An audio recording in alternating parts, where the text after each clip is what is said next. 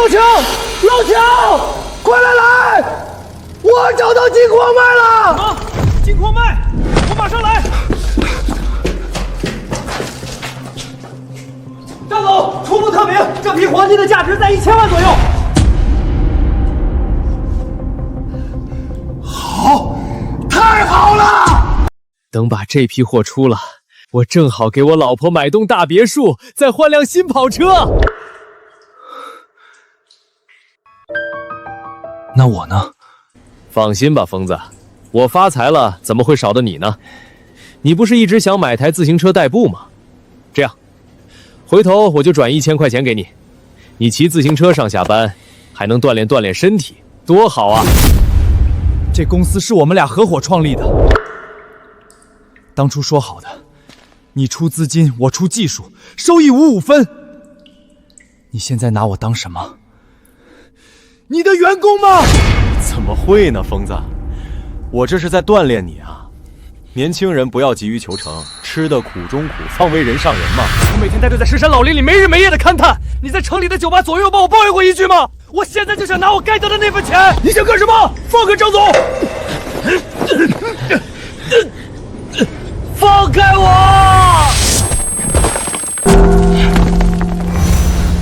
哎，疯子，你看你又意气用事，闹成这样，何必呢？回头医药费多少，跟哥说一声，哥给你报了。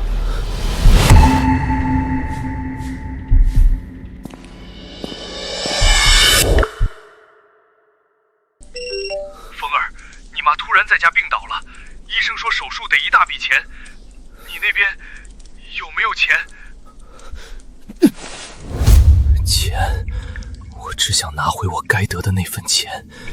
丁，淘矿系统加载成功，系统可勘察珍贵矿脉，估算矿脉价值，让宿主淘金致富。空系统可以勘探各种金属矿产所在地。张乔，既然你不仁，那就别怪我不义了。疯子，咱毕业一起开公司吧。开公司？对，我出钱，你出力，我负责拉投资，你负责找矿脉。到时候赚了钱，55分，谁也不亏待谁。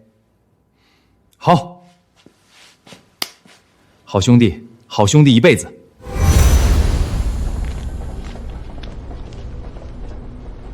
好兄弟，现在我有了这淘金系统，还怕找不到矿妹吗？现在差的就是一点启动资金了。疯子，疯子，你可算回来了！你妈她病得厉害，你爹都急疯了，快回去！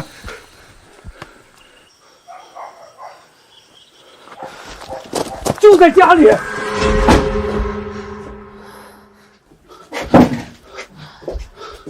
风儿，你手上有多少钱？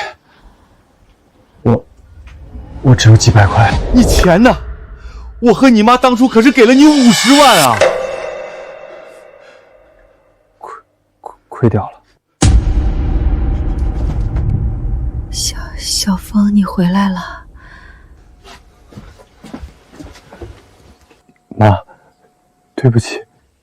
没事儿，妈不怪你，是妈不好，生了这怪病，连累了你。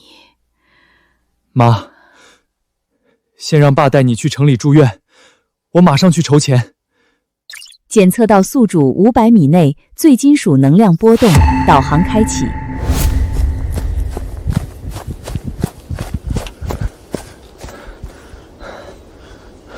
目标已锁定，正下方1.5米。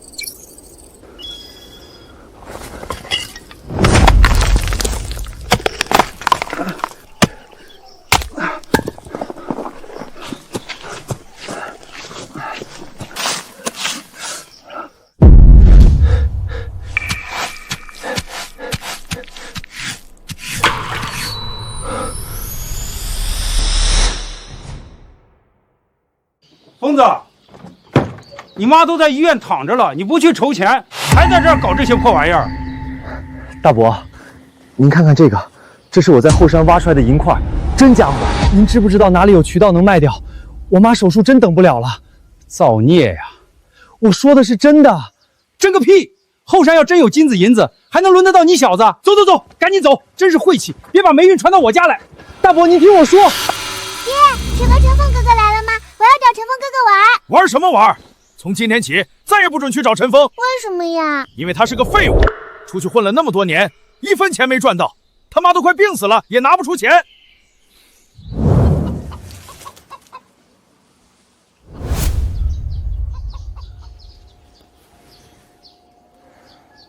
看来只能去镇上碰碰运气了。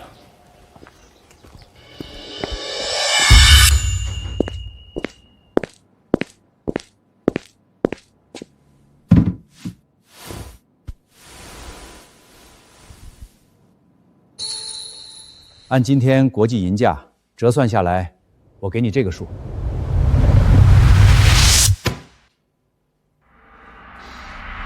成交。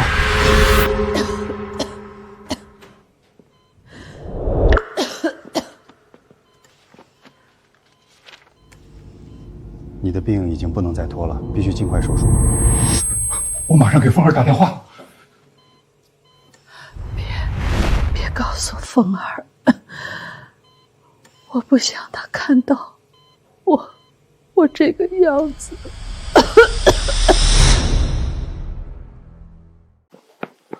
峰哥，等等。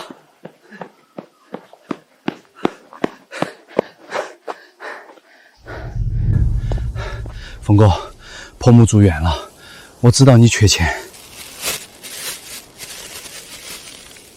不多，4513块，你别嫌弃。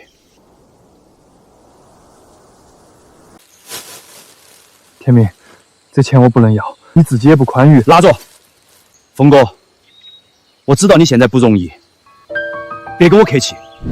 谢了，兄弟。检测到周围3公里内存在强烈矿脉波动，波动等级稀有，正在定位。稀有矿脉，这下发达了。天明，那边是什么地方？那边，那是野狗岭，荒了好多年了。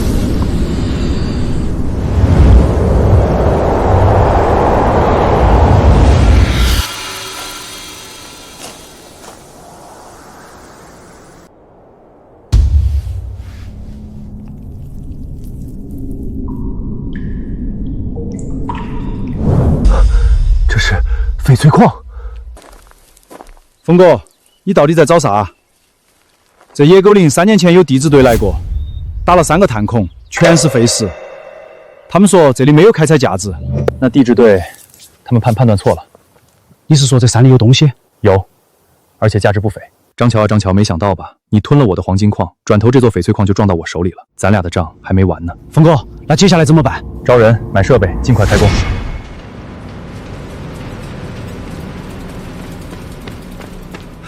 张总，出了点问题。说，陈峰走了之后，没人能找准矿脉延伸的走向了，兄弟们不敢乱挖，怕把米挖断。我当多大事儿呢？他陈峰又不是神仙，走了他地球还不转了？可是张总，这脉是陈峰勘测出来的，只有陈峰最熟。行了，这行什么都缺，就是不缺人。去人事那边说一声，花点钱招个有经验的勘探专家，工资翻倍，还怕没人来？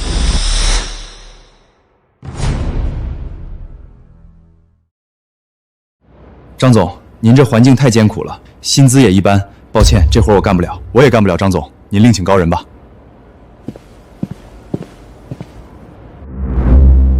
老孙是吧？有20年勘探经验，很好。这样，我给你开2倍工资。张总，您这矿山的情况大概了解了一下，之前那位陈工踏明的矿脉走向，现在没人能接上。实话跟您说，这活不好干。3倍。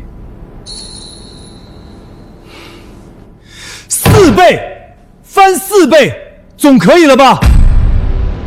张总，我丑话说在前头，这脉我之前没接触过，能找到多少，我不敢保证。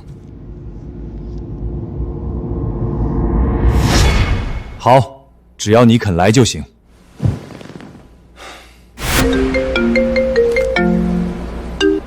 老公，你上次答应的那个别墅，到底什么时候去看嘛？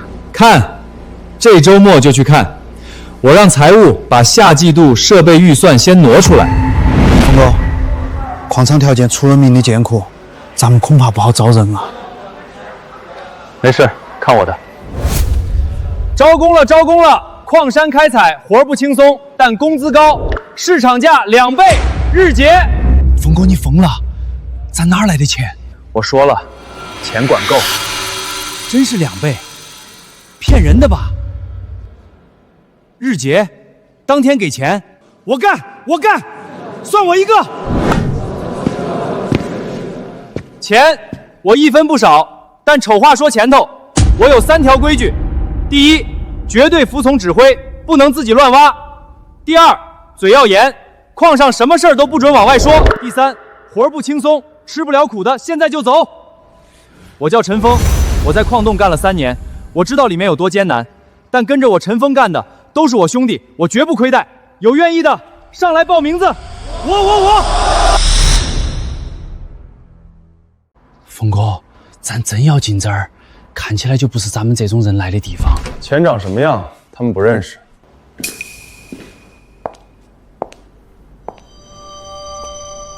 2位有什么事儿吗？我们这里不招搬运工。买设备。先生，我们店里最便宜的一台手持探测仪也要5000块。峰哥，算了，走吧。你们店最新款的矿脉探测仪，还有那套便携式深层采样装置，我全要了，3套，全款。先生您稍等，我马上去叫经理来，请这边坐。要不要喝点什么？峰哥，你哪儿来这么多钱？借的。借的？你跟谁借的啊？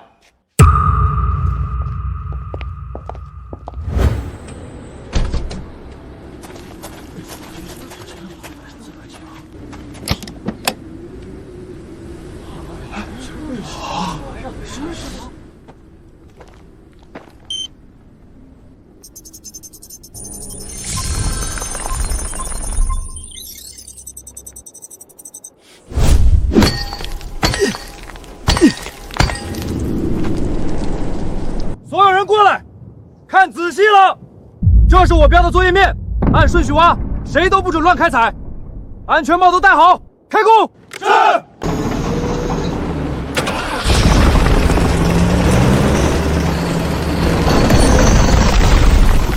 峰哥，你老实跟我说，那些钱到底……天明，有些事我现在不方便说，但我跟你保证，我就不会让你吃亏，你信我。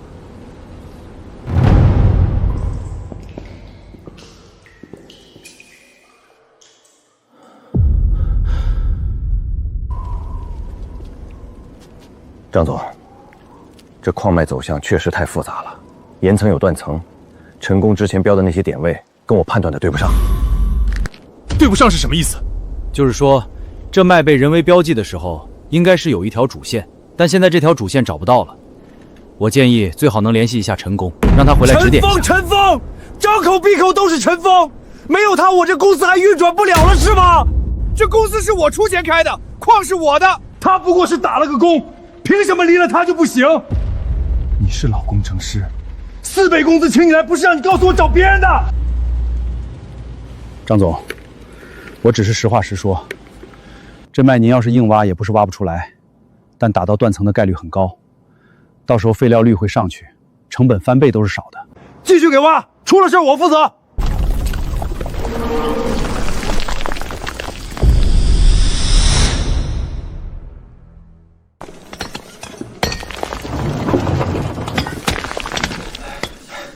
都挖这么深了，屁都没见着，这位陈老板到底靠不靠谱？不知道啊，再往下挖挖看吧。峰哥，这已经是第3天了，咱买设备的尾款还没付，工人工资每天都是现结，再这么挖下去，天明，你信不信我？信，那就继续挖。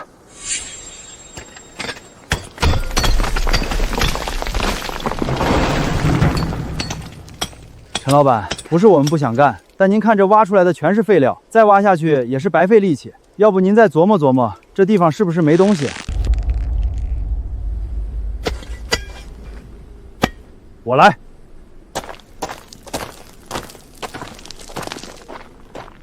你们都歇着，我自己来。这陈老板别是真疯了！闭嘴！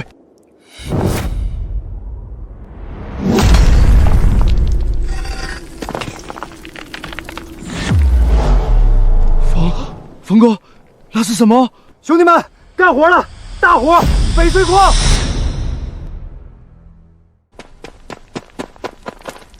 峰哥，这绿头这水头，我虽然不懂翡翠，但我在电视上见过。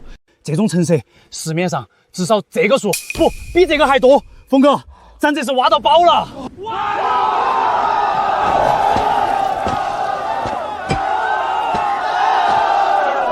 兄弟们，这条矿脉是咱们一起挖出来的，只要你们好好跟着我干，之前答应你们的2倍工资照发。等这批翡翠出手，每个人额外再发1笔奖金。陈老板，啥也不说了，以后我们就跟你干了。跟着陈老板干，跟着陈老板干。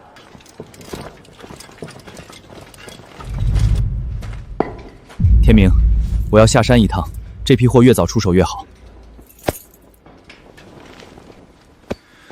矿上的事儿你盯着，开采进度、工人安排、出入库登记，全部交给你。峰哥，我能行吗？我相信你能行。你放心去，矿上有我。陈先生，我在这一行干了20年，说实话，这几年很少见到这种品质的料子了。你这矿在哪儿？周老板，矿在哪儿不重要，重要的是咱们能不能合作。哈哈哈哈，有意思。行，我不打听，这批货你开个价，200万。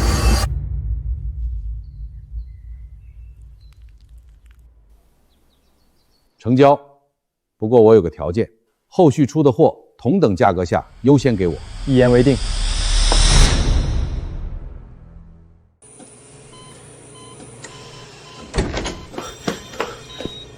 哟，大老板来了。三叔，我来交手术费。交手术费？你拿什么交？你不是借了高利贷去买采矿设备了吗？什么高利贷？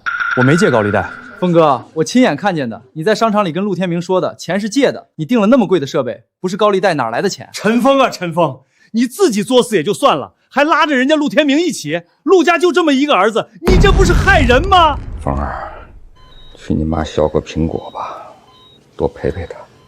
峰儿，听你爸的，把借的钱还回去。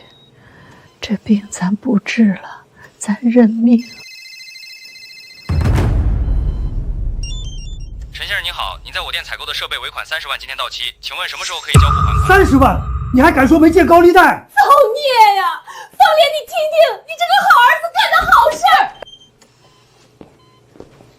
六床方莲的家属，病人情况不能再拖了，手术费20万，今天之内必须交上，否则手术只能往后排。30万尾款，半小时后打到你们账户。还有，之前订的设备再加2套，我一会儿去店里跟你确认。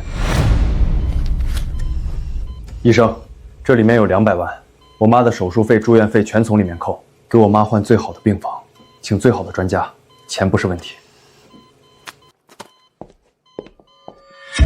爸妈，儿子没偷没抢没借高利贷，我找到矿了，翡翠矿，货已经出了，这是第一笔钱，200万，以后还会有源源不断的200万。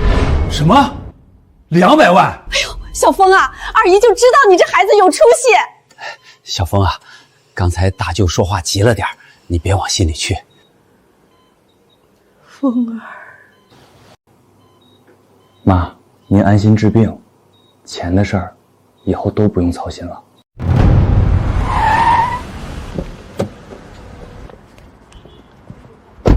峰哥，就是这儿。约的10点，走。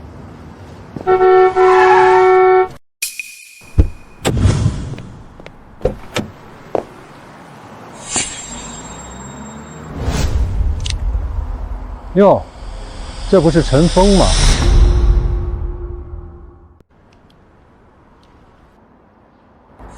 疯子，你这是来这儿找工作？你说你当初在我矿上干得好好的，非跟我犟，现在沦落到这种地方来碰运气。这玉石交易中心进进出出的都是做大生意的人，你这样子进去，保安没拦你？张总，要不要我帮您把这2人赶走？不用不用，怎么说也是老熟人。疯子，你要是实在找不到活干的话，我矿上还缺个搬运工，看在以前的情分上，我给你开市场价，1个月3000，包吃住，怎么样？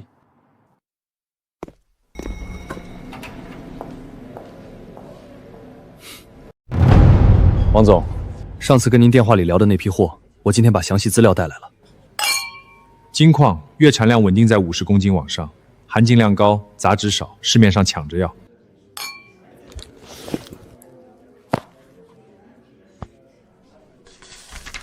不错，品质确实稳。张总，你这矿脉不大，但管理的井井有条。王总您放心，跟我合作，品质和交期都不会出问题。好，那签字吧。等一下，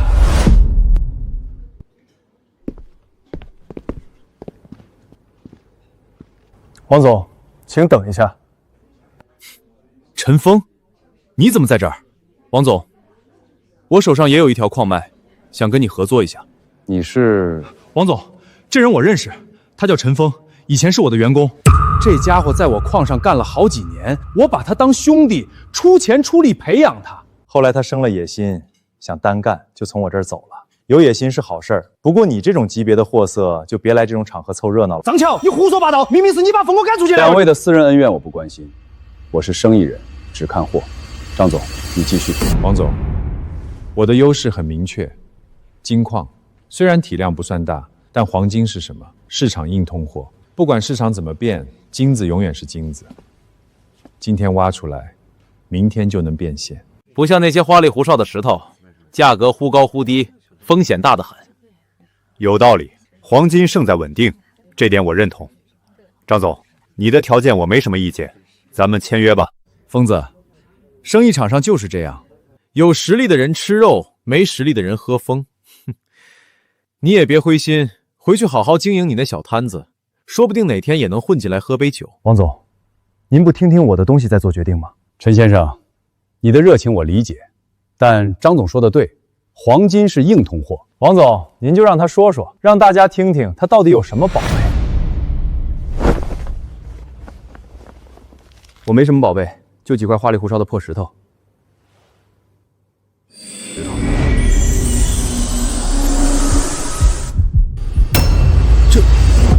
这是翡翠矿。王总，别浪费时间了，他这穷光蛋怎么可能有翡翠矿？是不是翡翠矿，一看便知。这料子，这成色，确实是出自翡翠矿，真是罕见啊！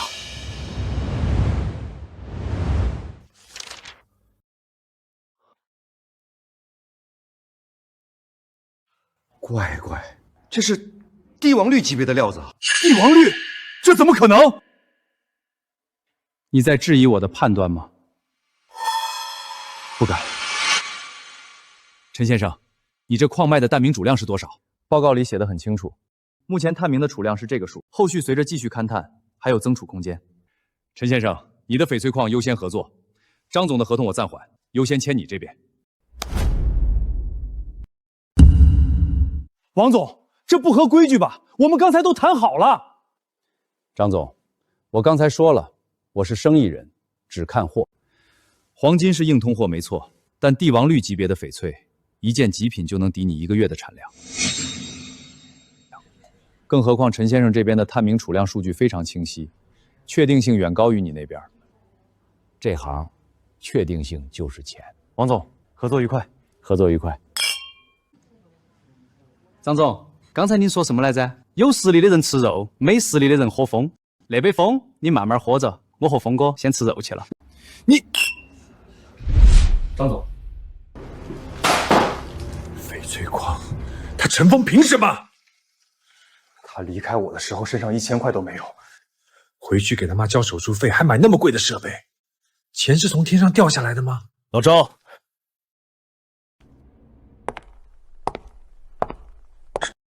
张总，您找我。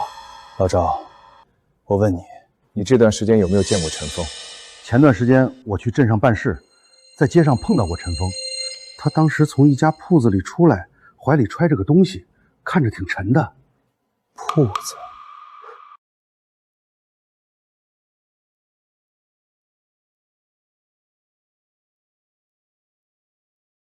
去给我查查陈峰从我这儿离开之后去了哪儿。是。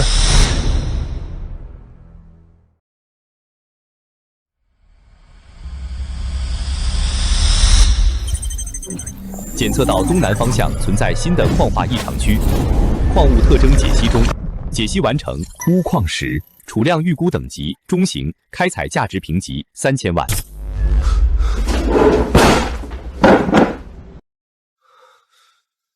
这是钨矿。天明，跟我走一趟。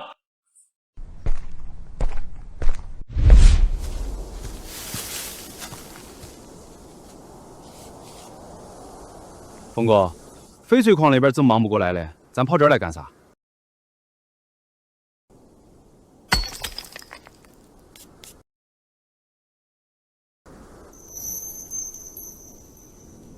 天明，把这块地方标记下来。这儿也有东西？钨矿，而且储量不小。钨矿，都是那个造特种合金的。我算了算手上的资金，翡翠矿第1期的回款一到，就能腾出钱招人手。你先把人招起来，等设备到位就正式开工。好嘞，哥，我马上去办。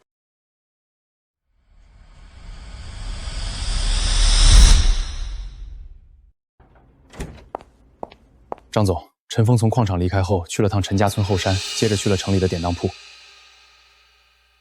根据典当铺老板的说法，陈峰在他那儿当了一块银子，这银子应该是在陈家村后山挖的。银子？后山挖的？既然是他捡的，那就好办了。手脚干净点，别留把柄。您放心，我知道该怎么做。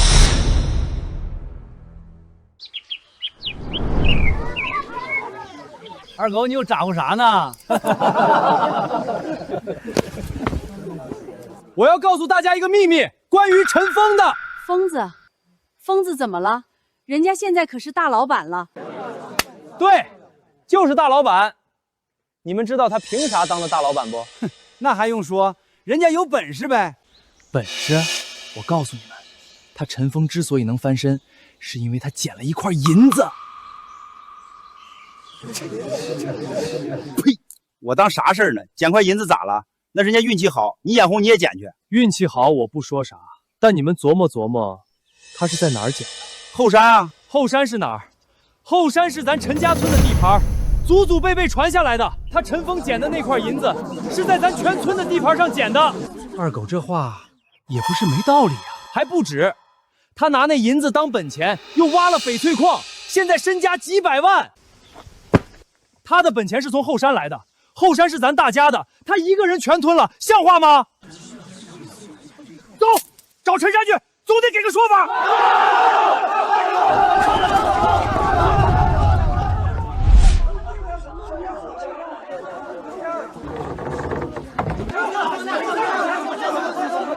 你们要干啥？我老伴刚出院，别在这闹。陈山，我们来讲理的。疯子在后山捡银子发了家，后山有咱全村一份，他发了财不能一个人独吞。什么银子？疯子哪儿捡过什么银子啊？还装？二狗都看见了。陈山，我们不是来打架的，就想问个明白，你儿子挣了大钱，到底跟村里有没有关系？老陈，把凤儿叫回来吧。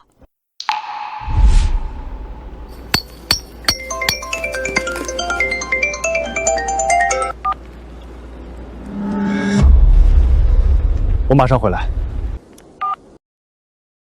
峰哥，出啥事了？村子里的人把我家堵了，说我从后山捡了银子，要分钱。矿上你盯着，我回去一趟。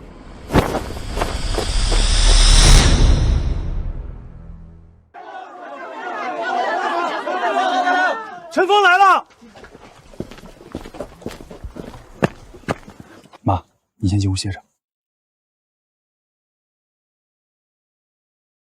疯子，你回来的正好，大伙儿就是想来问个明白。谁带的头？是我。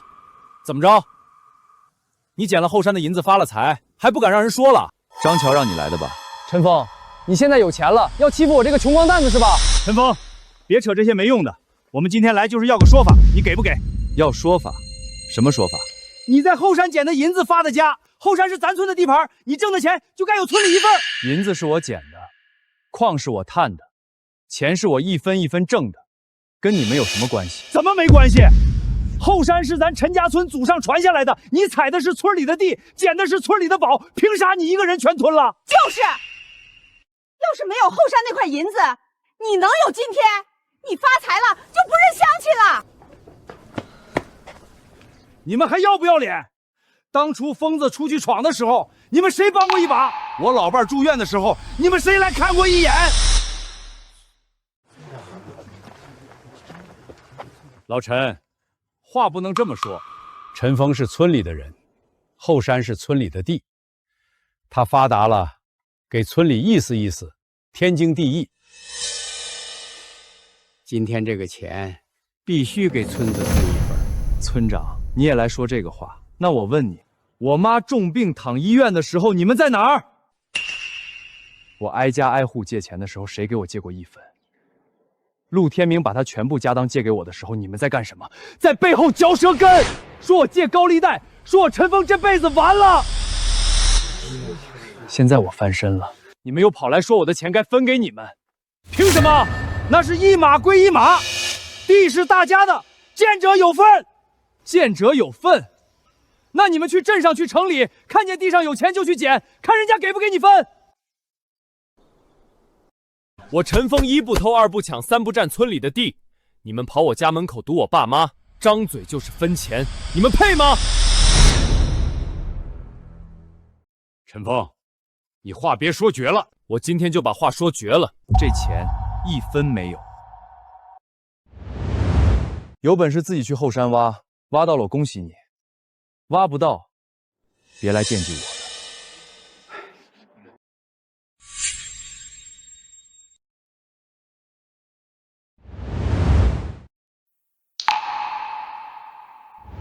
妈，没事了，以后谁也欺负不了咱家。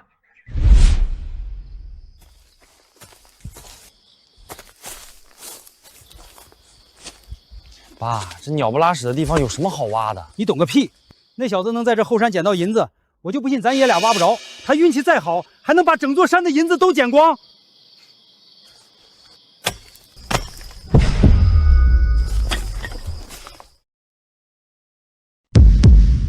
爸，挖到了，真挖到了！小声点，你怕全村人听不见是吧？老天爷，还真有！还真有！你明天就去找矿产公司的人，把这后山包下来。这山里既然出了2块银子，底下指不定还有多少。到时候咱爷俩开了矿，还用眼红他陈峰？可是，这后山不是村里的地盘吗？你不是今天还带头说陈峰该分钱？傻小子，那些话是说给陈峰听的。这后山说到底是无主的地，谁有本事承包下来就是谁的。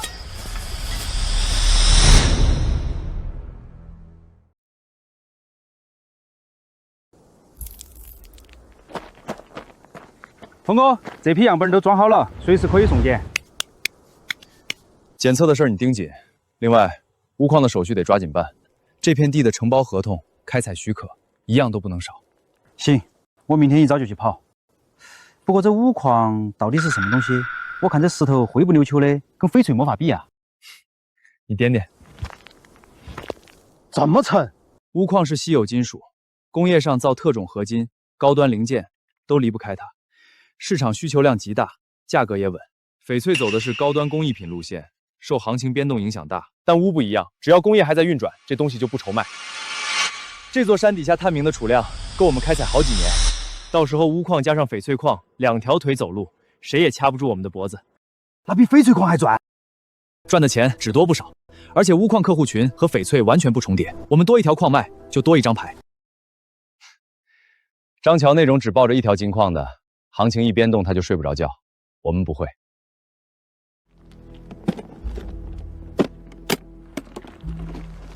明白了，峰哥，手续我明天就去办，保证一样不落。抓紧。钨矿的事儿暂时保密，不要走漏风声。哪来的？陈家村后山挖的。后山那就是一片荒地，陈峰踩了一脚狗屎运，捡了块银子，你还真当那是什么宝山？张总，陈峰捡了一块，我也挖到了一块，一块是运气，2块还是运气？那底下要是没有东西，能隔三差五往外冒银子？你想怎么合作？您是开矿的行家，有钱有设备有人，后山那地界是荒地，谁能承包下来就是谁的。张总出面把地包了，我来带路，挖出来的东西咱们按比例分。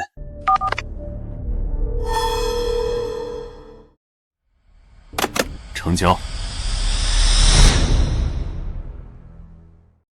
各位乡亲，我今天来是给你们带了个好消息，你们村的后山有银矿。银矿？真的假的？是真的。张总请专家勘测过了，后山底下确实有银矿卖。我操！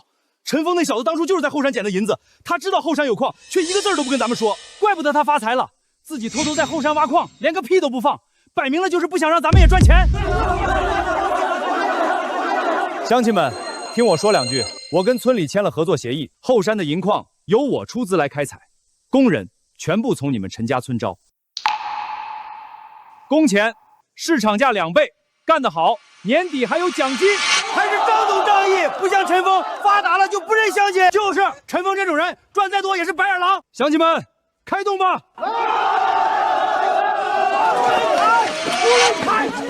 不能开！不能开！哟，这不陆天明，你这是替陈峰来当说客了？他自己不挖，也不让别人挖？不是，峰哥说过，后山紧挨着村子，山体结构不稳定，要是上设备大规模挖掘，山体会松动，等夏天暴雨一来，会山体滑坡泥石流的。放屁！我在这村住了50年，后山从来没塌过，他这是变相挖吓唬咱们，不想让咱们也发财。就是他自己挖完了，现在说不能挖，天底下有这么好的事儿？陈峰现在是身价几百万的大老板了，哪还管我们这些穷乡亲的死活？人家巴不得后山塌了，把我们全埋了，省得碍他的眼。你们别血口喷人，峰哥是学地质的，他说不能挖就是不能挖。得了吧，他要真懂地质，当初怎么没发现后山还有银矿？我看他就是怕咱们也挣了钱，他的工人就不好招了。天明，你回去告诉陈峰，后山的矿是村里跟张总合作开的，合法合规。至于山体稳定不稳定的，张总请了专业的工程师，不用他操心。村长，这可是人命关天的事。行了行了，赶紧走，别在这耽误我们挣钱。陈峰这人啊，心是真黑，自己吃肉连口汤都不让人喝。可不是嘛，还编山体滑坡吓唬人，亏他想得出来。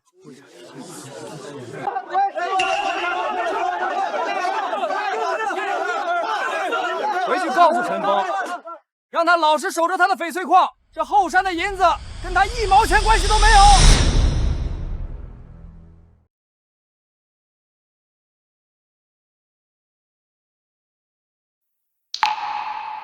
峰儿，这真是咱们的房子。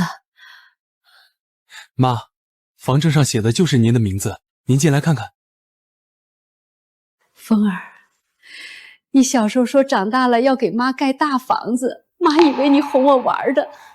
妈，您儿子说话算话，您和爸就在这儿住着，好好享福。村里那边最近有点乱，你们在这儿清静些，我也放心。峰儿，这房子得花不少钱吧？爸，您就别操心钱的事儿了，您和妈辛苦了一辈子，现在轮到儿子养你了。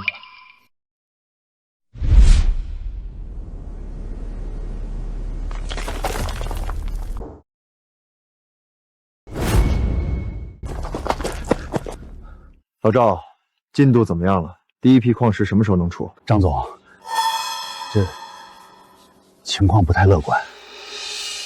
什么意思？银矿确实是有，探测仪没骗人，但埋得极深，表层这些挖出来全是废料，成色也不足，含银量连工业开采的标准都达不到。挖了大半天，能用的矿石筛出来还不到半矿。那再往下挖呀，挖深一点。张总，往下挖成本太高了，这山体结构松得很，挖深了要打支护，光支护材料就得好几万，而且就算打上支护也不安全，万一塌方。再说了，照这个含银度，就算挖出来，卖的钱还不够开工人工资的。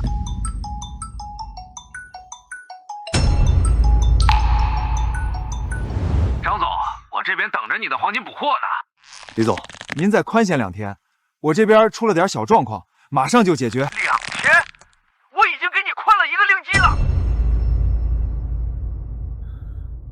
张总，要不这后山先停一停？停什么停？继续挖，挖不出东西就从陈岩石那老东西嘴里问。他不是说他亲眼见过银子吗？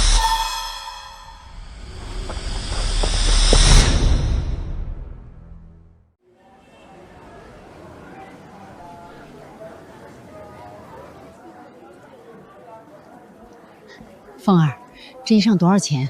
太贵了，咱就退了吧。妈，不贵，您穿着好看，穿着就行了。峰哥，出事了！昨晚下大暴雨，后山塌了，山体滑坡，泥石流把出村的路全堵死了。你说什么？后山塌了？村里人咋样？有人伤着没？叔，人没事，就是路堵了，村里人现在全困在里头。凤儿，我知道村里人之前对不住你，但咱们说到底还是陈家村的人，祖祖辈辈都埋在那片土里。你现在有本事了，不能看着村子毁了。你爸说的对，凤儿别记恨乡亲们，能帮就帮一把。爸妈，我知道了。天明，走。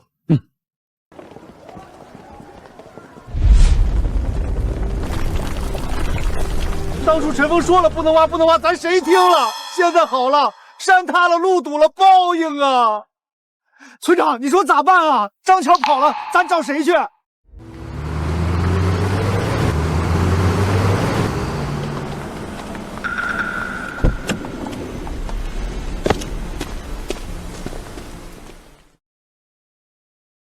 陈峰。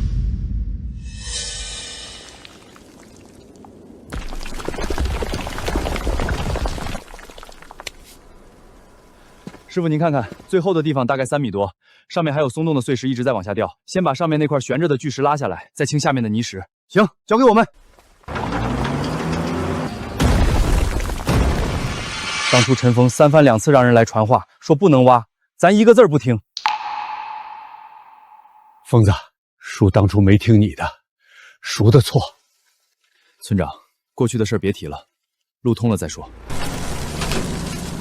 疯子。对不住了，以前的事儿你别往心里去。各位乡亲，我陈峰从小在陈家村长大，不管我走到哪儿，根都在这儿。以前的事儿翻篇了，这条路修好了，年底我再给大伙儿修一条新公路，说话算话。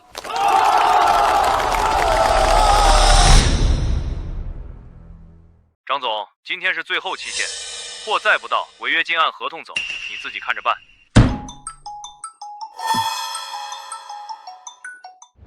老公，别墅尾款人家催了好几遍了，你到底什么时候打钱？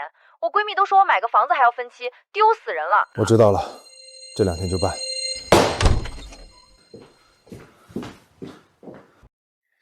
金矿那边进度能不能再提一提？1个月之内产量翻1倍。张总，这不可能，现在已经是满负荷在挖了，再提速会出事儿的。我不管！我现在需要钱，大笔的钱！你回去告诉所有人，从今天起3班倒，人歇机器不歇，能挖多少挖多少。张总，矿道已经出现裂缝了，再加速非塌方不可。这矿是我的，我说怎么挖就怎么挖。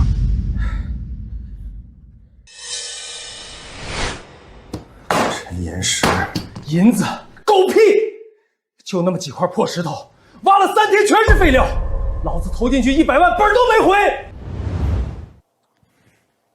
阿坤，你给我查查那个陈岩石，他跟陈峰到底有没有联系？张总，查过了，陈岩石是陈峰大伯。我就知道，这老东西跟陈峰合起伙来给我下套。好，好得很。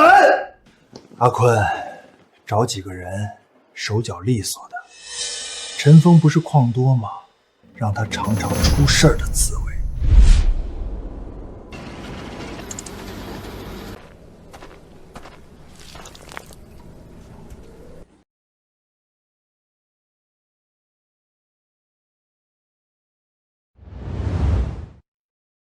这片区域进度还差多少？陈总，按您画的点位挖下去，再有2、3天就能建新矿层。峰哥，外围又有人在转悠，这周第3次了，要不然我带人过去看看？不用追，以后多加2组人巡逻，晚上把探照灯全部打开。怎么回事？陈总，出事了，矿道塌了！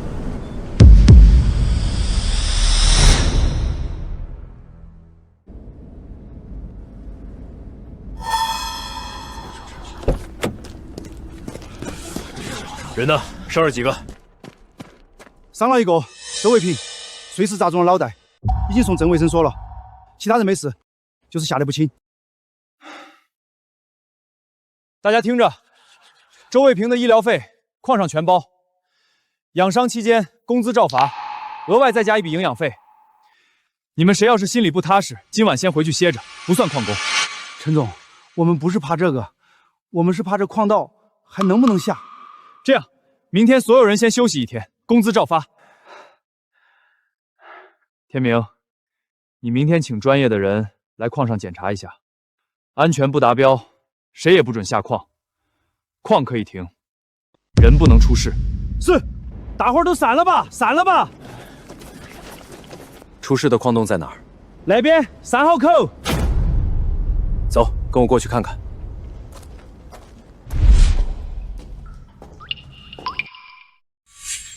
峰哥，都怪我没把控好安全防护。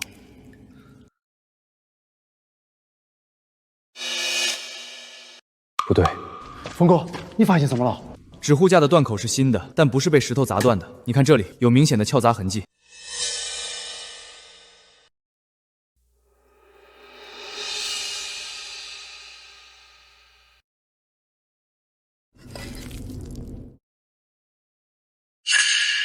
这不是我们的东西，我们的撬棍统一放在工具房，全是新的，没这么旧。有人在搞鬼。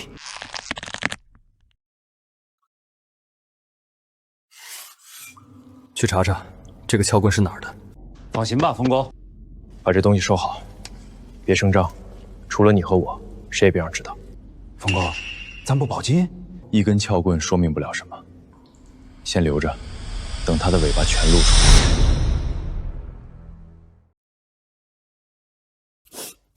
我家卫平上有老下有小，他要是落下个什么毛病，这一家子可怎么活啊？彩虹说的对，这矿上出了事，老板不能不管。就是，我听说那陈老板身价好几百万，必须要他多赔点儿。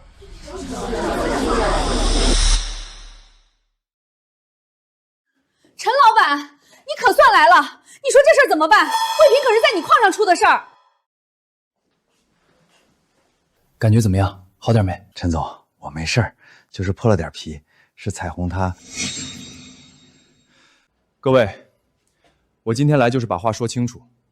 周卫平的医疗费矿上全包，1分不落。养伤期间工资照发，营养费另算。后续康复如果需要去大医院，矿上负责安排。陈老板，你这话说的是好听，但谁知道后面能不能兑现？还是现在一次赔清了好，80万，1分不能少。医疗费、误工费、康复费全部按最高标准来。谁要是觉得我好欺负，想趁这事儿捞一把，1分没有。大家听听，这就是大老板的嘴脸，嘴上说负责，一提真金白银就缩了。彩虹，你别怕，他不给钱，咱就去矿上闹，去他公司门口拉横幅，看他还做不做生意。你是周卫平什么亲戚？我怎么没见过你？我是他远房表弟，你当然没见过。表弟，彩虹，你家卫平啥时候有个表弟了？咱家亲戚里没这号人呐。你不是说你是卫平矿上的工友吗？你说你了解陈老板的为人，让我多要点钱。你到底是谁？张姐，那个人是谁？你认识他吗？我也不认识他，是前2天有个人找到我，说卫平这次伤得不轻，陈老板你又有钱。他说只要我多带几个人来闹，闹得越大赔得越多。他说最少能拿80万，我一时鬼迷心窍，就听了他的。彩虹，你糊涂啊！陈总平时对咱啥样，你又是不知道。陈老板，是我错了，我就是一时贪心，我跟你道歉。张姐，这事儿不怪你，有人存心想搞我，你们是被当枪使了。去查查那个阿龙的底。好，张姐，镇卫生所条件有限，我安排魏平转到县医院去，那边有更好的脑科专家，费用还是矿上全包，你不用担心。陈总，我这条命以后就是你的，等我伤好了，我还会去跟你干。峰哥，那个阿龙的真名叫刘坤，外号阿坤，之前在一家矿上干，后来因为守旧不干净被开除了，现在在张桥的矿上。那天晚上砸支付架的应该也是他，8九不离10。另外，我在镇上联系了安保公司，他们下午过来装监控，矿区4个角各一个探头，矿路口再加一个，全覆盖。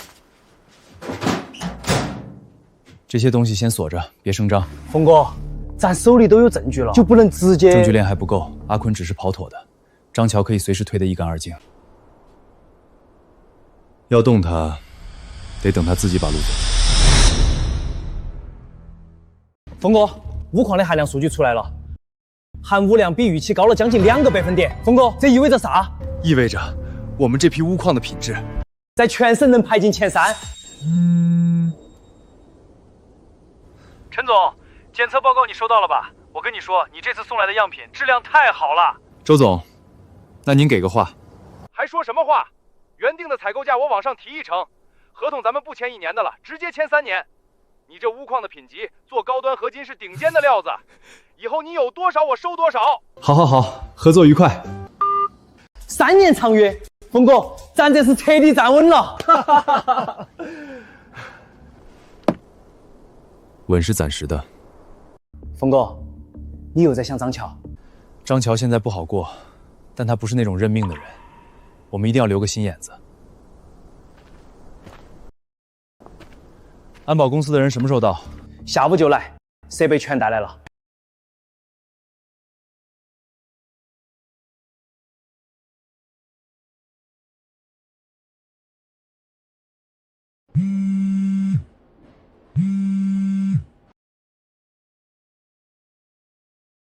张先生，您的别墅贷款已经逾期超过90天，按照合同约定，我行已启动法拍程序，正式通知函昨天已经寄到您府上，请您配合后续的腾房工作。李经理，你再给我1个月，就1个月，我矿上马上有一批货要出，资金一回笼，我立马就还。张先生，这个方案我们已经给过您3次了，法拍程序已经启动，没有回旋余地，建议您尽快腾房，避免产生更多滞纳金。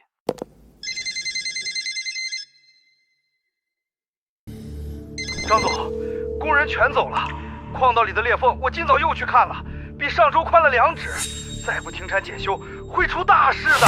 张总，您听我一句劝，现在停产还来得及，我去把老兄弟们请回来，咱们把裂缝补上。谁不干谁滚，都给我滚！张总，我跟了您3年，这话我今天说完就不再说了。您现在收手还能保住矿山，再不停劝，连矿山都保不住。你在教我做事吗？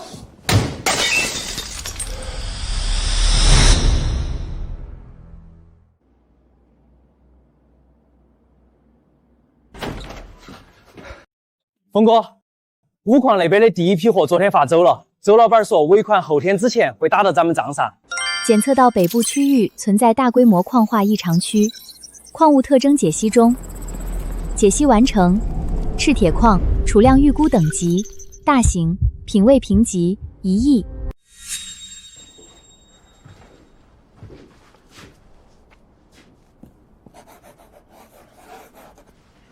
天明，下午跟我去北边跑一趟。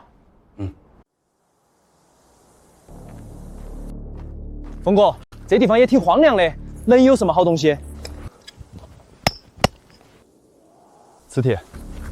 峰哥，这是什么石头？咋还会动？赤铁矿，品位确实不算高，但矿层基盖面至少有好几平方公里。铁矿，这玩意儿值钱吗？单体价值不如翡翠和钨，但胜在量大盛产。翡翠行情有变动，钨矿客户集中。铁矿不一样，建筑、制造、基建，各行各业都要用铁，需求永远不会消失。这座铁矿会是我们最坚实的后盾。天明，马上叫人来采样，今晚我就要看到检验结果。含铁量比预估的高了将近1个百分点，虽然还够不上高品位钨矿，但以这个储量和开采成本来算，利润空间比我们预期的大得多。峰哥，这意味着啥？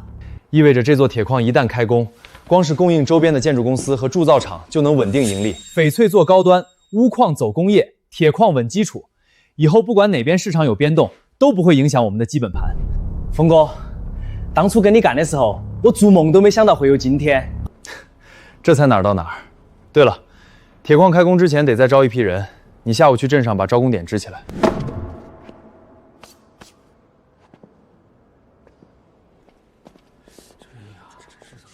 陈氏矿业，是不是那个开翡翠矿的陈峰？对，就是他。现在不光翡翠矿、钨矿和铁矿也要人，工资比市场价下高3成，包吃住。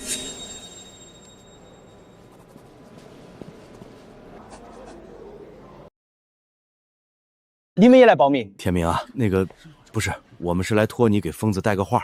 之前的事儿是我们糊涂，现在村里好多人在疯子的矿上干活，我们也想问问还有没有位置。峰哥说了，只要是肯干活的，来者不拒。以前的事他不会放在心上。不过有一点，在矿上干活，规矩要守，偷奸耍滑的谁也不行。那是，我们肯定好好干。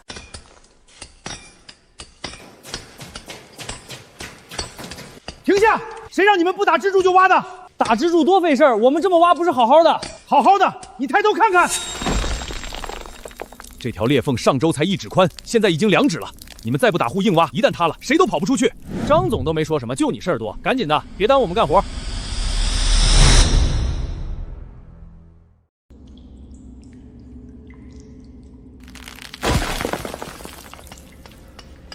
不行，不能再挖了。塌方，快跑！塌方了！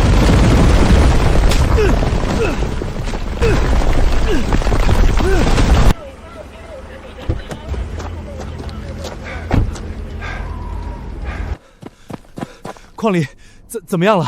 塌方面积很大，主矿道完全堵死，打通至少需要2天。好在刘工提醒及时，没有造成人员伤亡。露天开采设备定在下周3到，挖井和破水头都是最新型号，比钨矿那批还先进。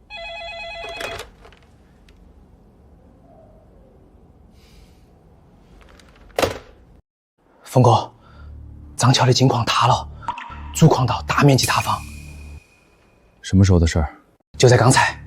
伤亡情况怎么样？没有人员伤亡，在矿洞坍塌之前，老刘带着人跑出来了，都只受了点轻伤。周总那边的钨矿，让他先等着。是。陈总，裕丰商行的王总邀请您参加下周的交流会。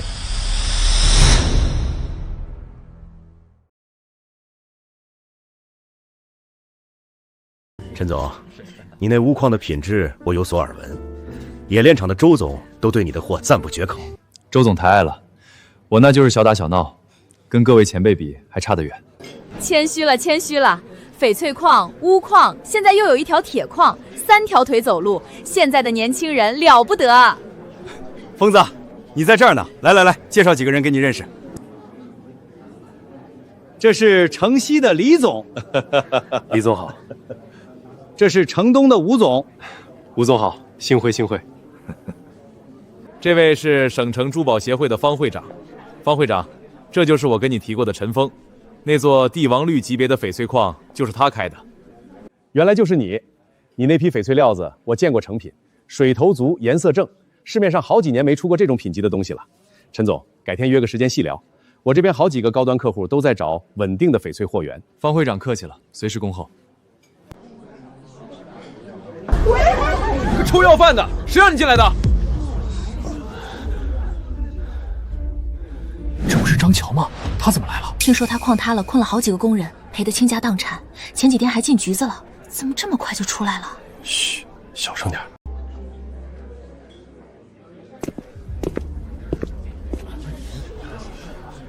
陈峰，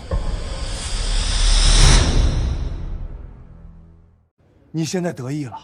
我的矿完了，人没了，公司垮了，老婆跑了，别墅被银行收了，你开心了吧？哎，峰哥，没事的，放心。张乔，你找我有事？陈峰，你他妈就是运气好，走狗屎运捡了块破银子，凭什么？凭什么你越做越大？凭什么我卖徒弟？我比你有人脉，我比你有钱，你不过是给我打过工的，凭什么？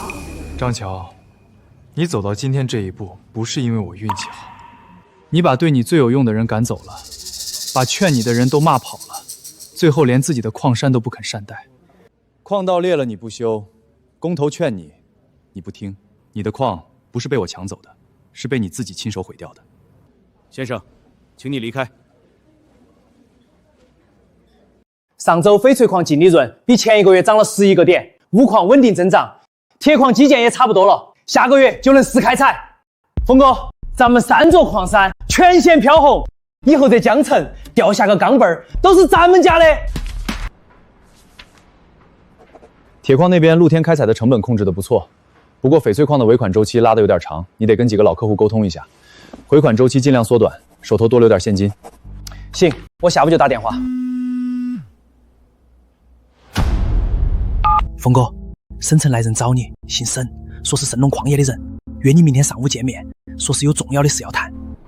盛隆矿业？对，盛隆矿业，省城排名前3的矿业集团，业务覆盖全省，旗下有10几座矿山，老板姓沈，在圈子里背景很硬。他们怎么会找上咱们？上次交流会上，方会长跟我说过一句话，说盛隆最近在扩张，到处收购中小型矿山，动作不小，只是没想到他们盯上的这么快。那明天去不去？去，我倒要看看他们打什么主意。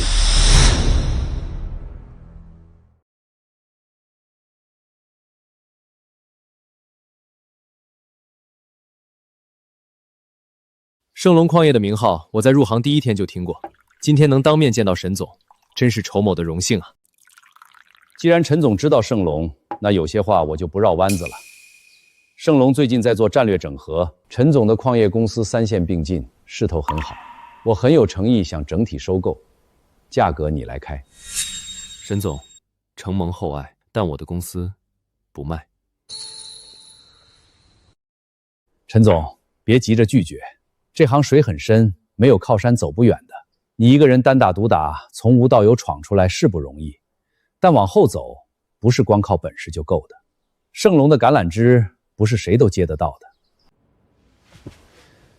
谢谢盛隆看得起我，但我这个人习惯了自己走路，不习惯别人给我指路。不识抬举。沈总，怎么办？他不卖，那就让他寸步不行。去查查他的下游客户都有哪些，先从他的销路下手。明白。天明，从现在开始做3件事：第一，把所有客户的合同全部重新过一遍，看看有没有漏洞；第二，通知矿区安保，加强外围巡逻；第三，铁矿的承包手续加快，能走加急就走加急，尽快把合同锁死。峰哥，来不及了，已经有3家合作商取消了和我们的合作。峰哥，出事了！玉石商行周老板、冶炼厂李总、建材公司赵总3家同时发函取消合作。理由呢？理由都是编的，什么库存满了，资金周转不开。我打听了，盛隆旗下的玉石公司以低于市场价2成的价格找他们报了价。2成？盛隆好大的手笔。峰哥，他们这不是做生意，是砸场子，他们想掐断我们的销路。盛隆有10几座矿，资金池比我们深得多，拿一个子公司的利润出来补贴，把我们的客户全撬走，等我们撑不住了，再整体压价收购，这手段很盛隆。那怎么办？咱也降价。价格战我们打不过，也没必要打。检测到宿主面临销路困境，启动辅助扫描。正北方向50公里处存在未登记矿脉反应。旷日特征解析中。天明，备车进山。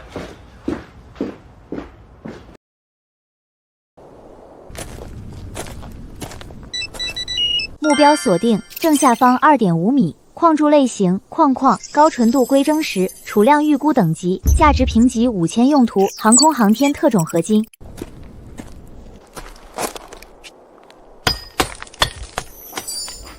峰哥，这蓝汪汪的石头是什么？镉矿。钨矿，比钨矿还贵。造飞机、造火箭用的特种合金，关键原料就是这个。你说贵不贵？那这玩意儿能卖给谁？省外的特种合金厂。那造飞机的厂子，盛隆他就是想管也管不着啊！沈总，按您的吩咐，3家都发函了。陈峰现在一堆翡翠原石积压在仓库，卖不出去。运输那边呢？也打过招呼了，省内的货运站没人敢接他的单。年轻人以为找到几座矿就能跟我叫板，这行靠的不是运气，是人脉。老周，你那边跟陈峰断干净了吧？好，别怪我没提醒你，跟我沈飞作对的人在省内没有立足之地。继续盯着，看他还能撑多久。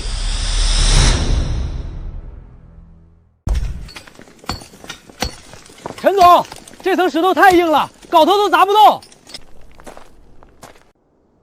岩层结构分析中，花岗岩层厚度2.3米，下方为富矿带，岩层倾角35度，建议沿倾角斜向最近，可避开最硬岩段，预计3天建矿。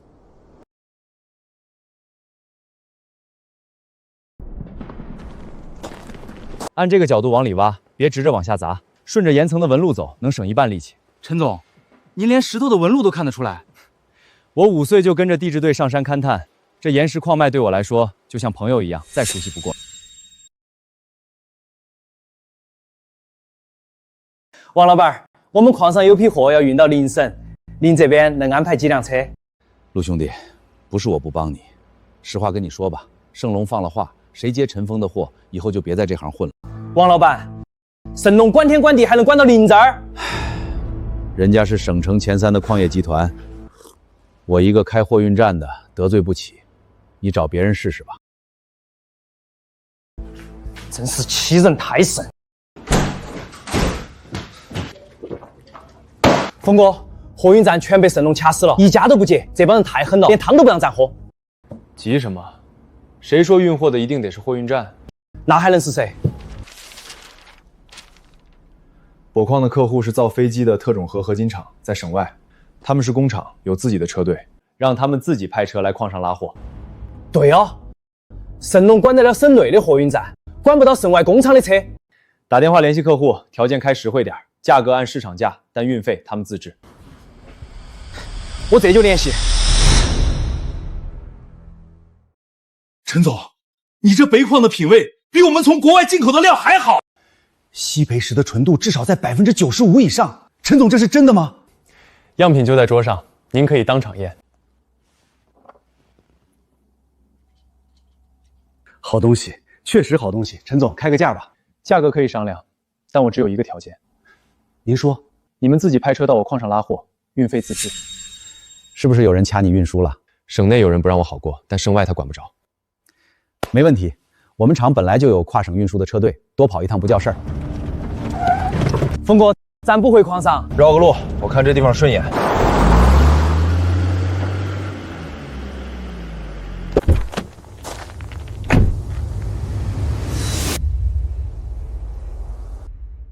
峰哥，这地方比野狗岭还黄，能有啥？检测到高纯度精致石墨矿，纯度评级高，价值预估3000万，用途锂电池负极材料。石墨矿，造锂电池负极的，新能源产业链上最紧缺的材料之一。峰哥，你咋知道这儿有矿？看岩性看出来的。这里的石头颜色、质地都是石墨矿的典型特征。服了，峰哥，我真服了，你这眼睛比探测仪都厉害。沈总，陈峰的笔矿卖出去了。卖给谁了？邻省一家特种合金厂，他们自己派车去矿场拉货，不经过省内的运输公司。倒是小看他了，知道绕开省内渠道。沈总，咱们要不要想办法拦住那家合金厂？省外的手伸不了那么长。去查查陈峰的矿场手续，看看有没有漏洞，特别是那个铁矿，承包合同、环评报告一样一样给我翻。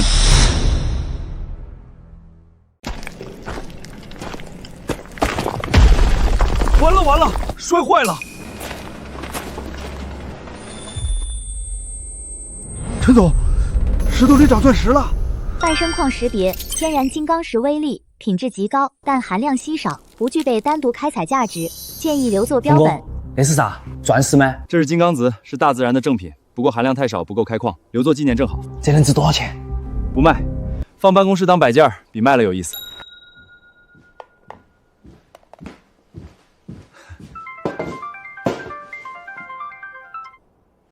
什么？环评报告有问题，被举报了。峰哥，铁矿的承包手续被暂缓了，说有人匿名举报，说咱们的地质环境评估报告存在时效性问题。谁举报的？列明，但我托人打听了，举报材料是从盛磊那边递过来的。铁矿先放一放。可是峰哥，铁矿前期投了那么多钱，他们把注意力放在铁矿上，正好给我们时间开发石墨矿，铁矿就当个靶子挂着，不急。也对，等石墨矿出货了，手里又多一张牌。99.5%的纯度，陈总，你这石木是天然矿还是人工提纯的？天然矿，自己做的提纯处理。这种品级的天然石墨矿，市面上少见。我们做高端锂电池负极材料，正愁找不到稳定的货源。陈总，签个长期采购合同吧，条件您开。条件简单，你们自己派车来拉。没问题，早就听说了，和陈总合作要自备车队，我们早就准备好了，物流车队管够。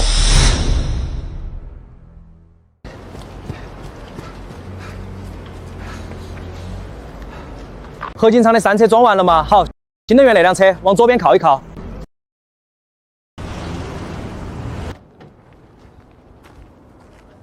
峰哥，B矿今天发5车，石墨发3车，照这个势头，月底的利润比上月翻一番。工人的加班费别忘了算。都记着嘞，按您说的，加班双倍。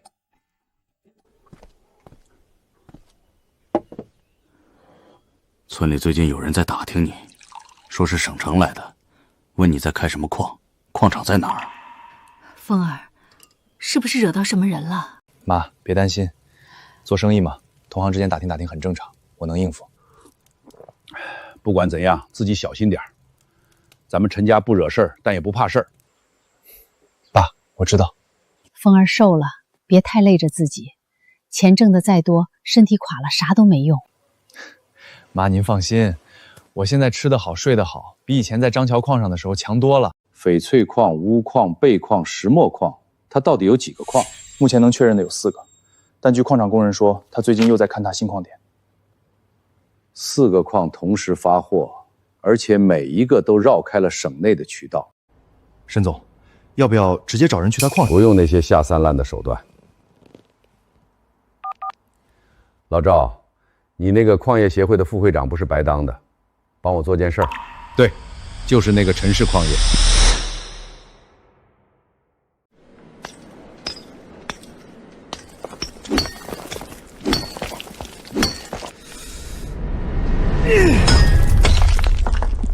这层石头不对劲儿，比矿层硬多了。陈总有发现，你快来看！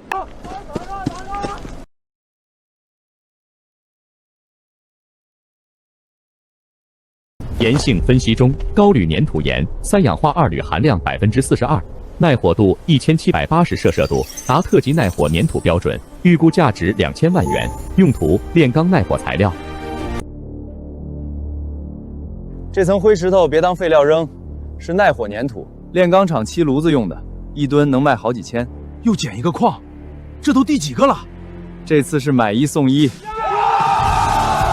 陈总，这种品级的内火粘团，省内几乎没有。我们厂以前都从外省调货，运费贵不说，交货还不稳定。签长约，价格比外省便宜1成，条件还是那个，你们自己派车来矿上拉。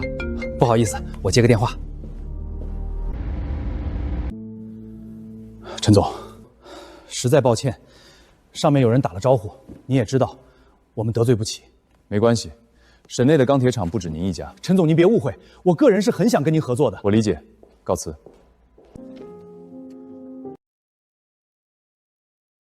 3年长约，价格按你开的来。我们厂正好要扩建新高炉，耐火材料缺口大得很。合作愉快。盛隆在省内只手遮天，但出了省，他屁都不是。所以我们才要多找新矿，每多一个矿种，就多一张盛隆管不着的牌。峰哥，按照你这个找矿的速度，用不了多久，盛隆就彻底卡不住了。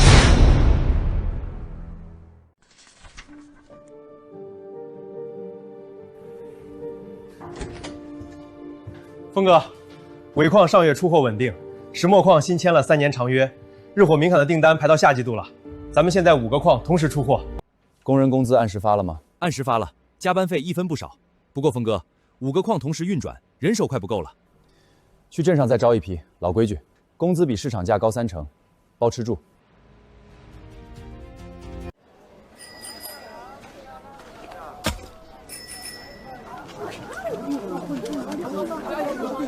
天明，我是陈家村的，咱们是老乡，送我一个。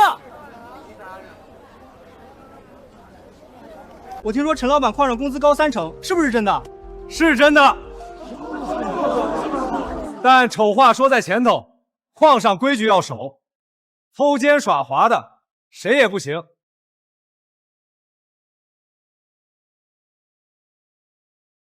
沈总，陈峰又多了个耐土矿，现在他手上有翡翠、钨、钡、石墨、耐火、连土5个矿同时出货。我手下养了20个勘探工程师，1年能找到一座像样的矿，就算运气好，他2年时间找到5个矿。会不会是运气好？1次是运气，2次是运气，连续5次就不可能是运气了。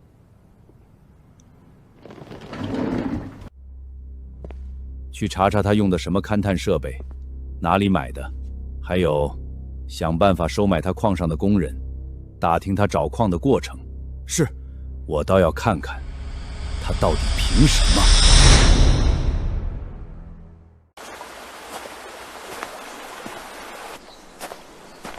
检测到溪流上游300米处存在异常矿化反应，钨钡共生矿，钡含量异常偏高。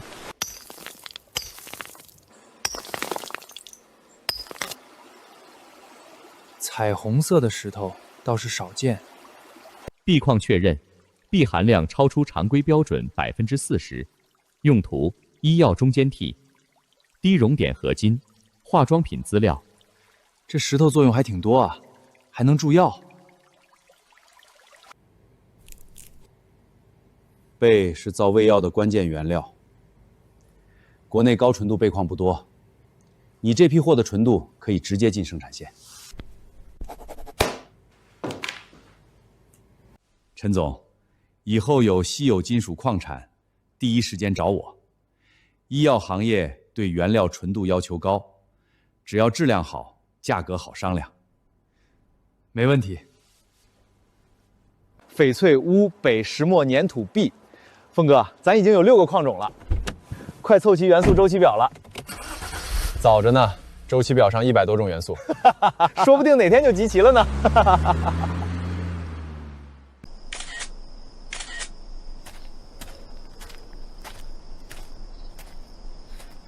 谁在那里？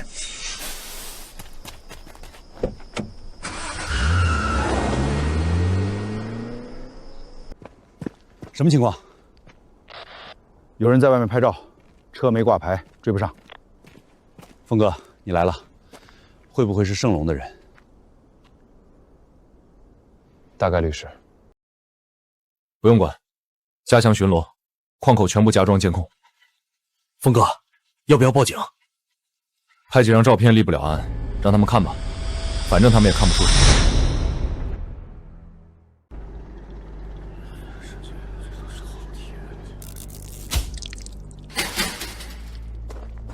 峰哥，通风电缆剪了，发电机油管拔了，围栏东头铁丝网也被剪了。老吴昨晚追出去，只看到一辆没牌照的面包车，没追上。陈总，是我没看好，人没事吧？没人受伤。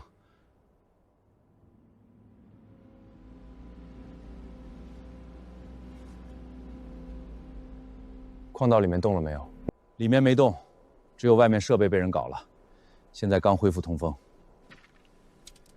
剪得利索，不是临时起意，是冲着设备来的。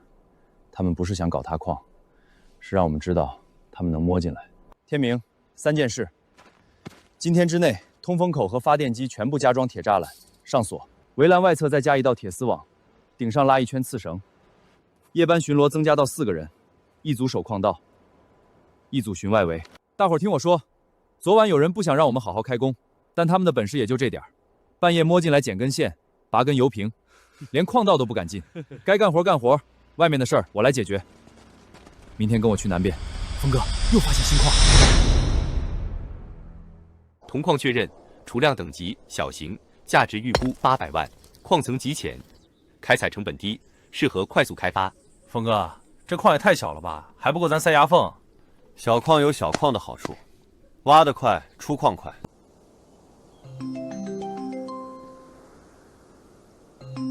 陈总，你那儿有没有锰矿？我们厂最近要生产一批高锰合金，缺锰矿原料。不好意思，暂时没有，以后有了再联系您。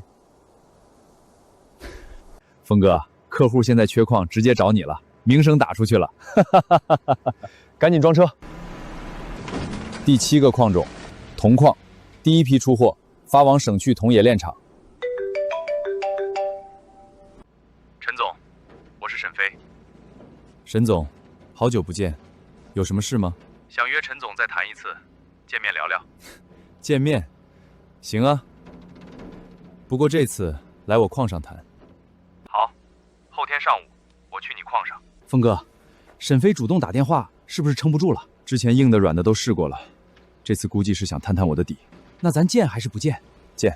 不过在此之前，该干嘛干嘛。明天去勘探锰矿，铁矿的手续先放着。盛隆愿意卡就让他卡。等我们手里有10个矿的时候，一个铁矿的手续算得了什么？峰哥，你说沈飞会不会又耍花招？肯定会。但他每出一招，我就多找一个矿，看谁先耗不住。峰哥，这荒山野岭的，咱们来找啥呀？待会儿你就知道了。走，去上游。峰哥，这地方看着跟普通河滩地没什么两样，能有啥宝贝啊？目标确认，正下方1.8米，铅锌共生矿，锌含量异常偏高，达到工业开采标准2倍以上，建议优先开采锌矿层。终于找到你了，锤子。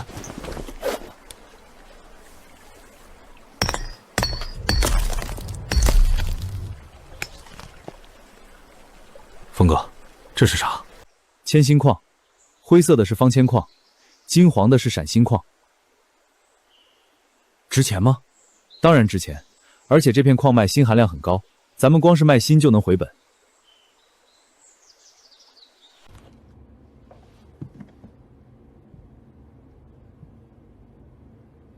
郑厂长，怎么样了？你等等，我再测一下。锌含量比我们平时用的料高出不少，铅锌比也合适。签长约，条件你开，我就一个要求，优先保证我的供应量。没问题。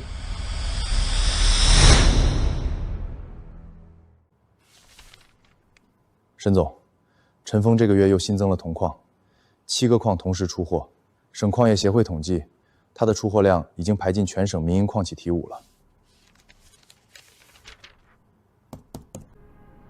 从他拿到翡翠矿到现在多久了？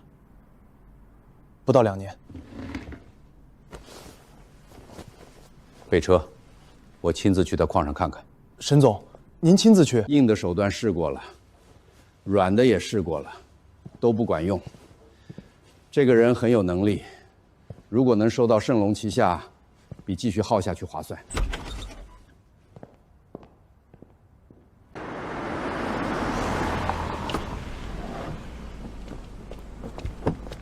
沈总，你们陈总在吗？我有事跟他谈。沈总，里面请。陈总，之前的事各有立场，过去就过去了。我今天来，带着诚意。沈总，你这是？盛隆出3亿现金，整体收购你的矿业公司，全部矿山、设备、人员，一个不少。收购之后，你留任总经理，所有员工待遇不变。沈总，上次在茶楼我就说过，我的公司不卖。3亿不够，你开个价。不是钱的问题，我知道沈总你有钱，但是我陈峰也不差钱，而且我这个人最讨厌别人威胁我了。陈峰，你给我等着！峰哥，铅锌矿的正式储量出来了，比预估的翻了将近1倍。郑厂长刚才打电话来，明年的订单量直接翻倍，价格随我们开。新的品位是多少？工业标准的2倍往上。郑厂长说，干了20年冶炼，没见过民营矿能出这种品位。峰哥，光这一个矿，明年就能给咱们带来至少8000万利润。检测到矿区东南方向3公里处存在异常金矿反应，初步判定大型金矿，品位极高，预估储量价值3亿以上。天明，先别管千星矿了，明天一早带上勘探队去这个地方。峰哥，这是又发现什么了？金矿，大的。沈总，银行下了最后通牒，3天之内必须结清逾期利息，否则所有账户全部冻结。财务那边说，账上的现金只够发半个月工资了。那些民间借贷的呢？全拒绝了。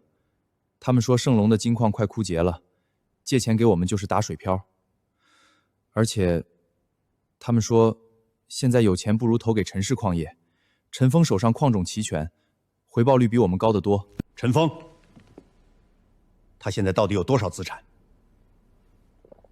业内估算，他手上的矿种已经超过10个，总估值接近8个亿，而且他没有任何负债，全是现金流。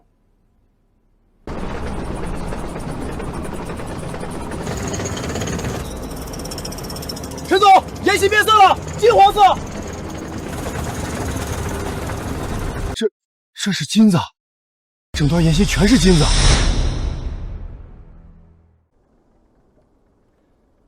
不是整段都是金子，是金矿脉。1吨矿石含金量至少20克以上，这个矿一旦投产，1个月能出1吨黄金。1吨黄金，按现在的金价，就是将近4个亿。什么？1个月4个亿？天明，马上通知财务，本金矿开采设备采购方案。另外，把消息放出去，让全行业都知道，陈氏矿业发现了大型金矿。峰哥，消息放出去会不会太张扬了？沈飞，他不是靠金矿起家的吗？我要让他知道，他引以为傲的东西，在我这里只是一块随处可见的石头而已。峰哥，这是今天一天收到的合作意向，省内3家黄金冶炼厂，省外2家珠宝集团，还有2家银行想给咱们授信，额度加起来3个亿。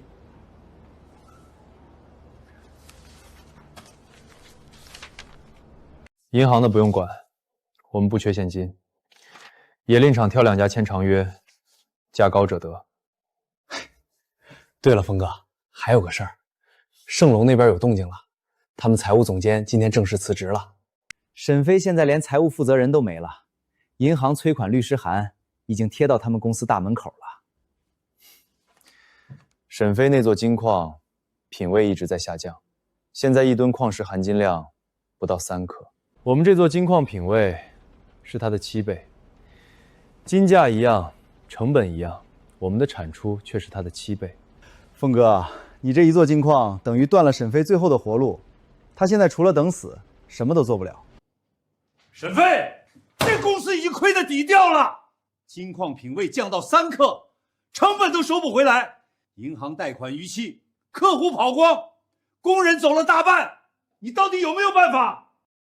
我正在找新的融资。别找了，陈峰一座新金矿，品位是你的7倍，投资人不傻，有钱凭什么投你，不投他？我们3个已经商量过了，启动破产清算，把剩下资产全部拍卖，能回多少是多少。盛隆是我一辈子的心血，你们不能就这么散了。沈总，我们给了你1年时间，你的金矿快枯竭了，不想着转型，不想着找新矿，却把所有精力都用来对付陈峰。结果呢？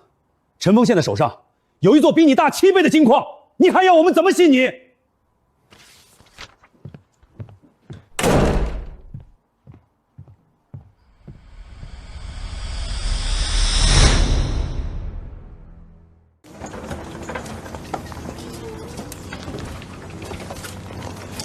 峰哥，这一车矿石能炼出多少黄金？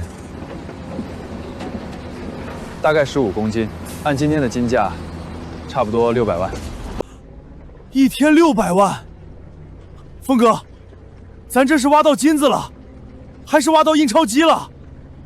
天明，当初你借给我4513块的时候，大概没想到会有今天。我那时候就是不想看你妈没钱治病。要说投资眼光，那4513块，是我这辈子花的最嘴的一笔钱。陈总，有个事儿想跟您说。盛隆那边好几个老同事给我打电话，说盛隆已经4个月没发全工资了。他们都是干了10几年、20年的老把式，现在想走又不敢走。沈飞不放人，谁辞职，最后1个月工资1分不给，这些人都拖家带口，耗不起。天明，让财务准备50个预支工资名额。老周，通知盛隆那边的老同事来陈氏矿业面试，来回路铺费我们全报销。面试通过的，第1个月工资提前发，安家费一次性给，数额是他们2个月工资。陈总，我替那些老兄弟谢谢您。不用谢我，他们在矿上干了一辈子，手上功夫硬。沈飞不珍惜他们，我珍惜。沈总，今天1天有40多个人辞职，全是矿上的老把式，干了20年的老师傅都走了。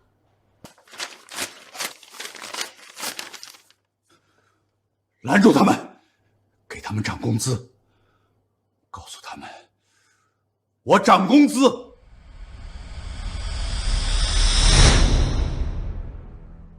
小陈，你这座金矿一出来，整个江省矿业格局彻底变了。以前盛隆是省内前3，现在你的陈氏矿业，光一座金矿的产值就超过了盛隆全部矿山。协会已经在讨论重新调整江省10大民营矿企排名。排名我不在意，我在意的是沈飞现在还有多少家底能撑下去。沈飞，他不行了，股东闹翻了，银行贷款逾期，工人走了一大半，他的金矿品位已经不到3克，业内估算最快下个月进入破产清算。当年沈飞让人掐我销路，卡我运输的时候，大概做梦都想不到今天。他的金矿枯竭了，客户跑了，工人走了，现在连破产清算都撑不到。沈总，按照公司章程，超过半数股东同意即可启动破产清算。目前持股比例已超过65%的股东已经在申请书上签字。我沈飞混了30年，从一个小矿井做到盛伦集团，没想到最后是被自己人逼着签字。沈总，不是我们逼你，是陈峰逼的。他那一座金矿出来，咱们这座马上变成废矿，投资人撤资，银行催债，工人跑光，不破产还能怎样？盛隆矿业名下全部矿山、设备、矿权，打包起拍价8000万，请出价。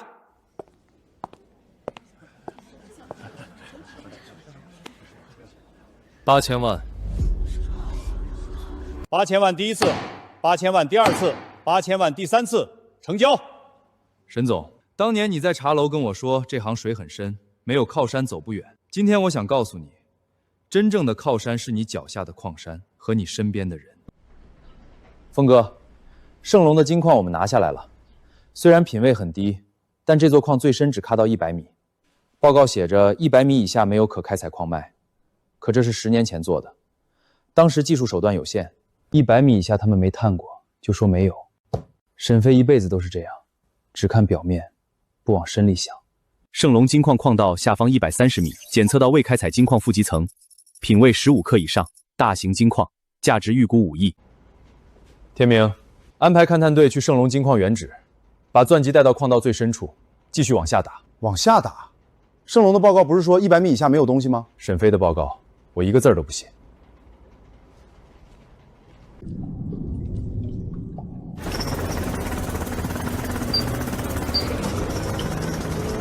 陈总，颜色变色了，又有新的矿种出现了。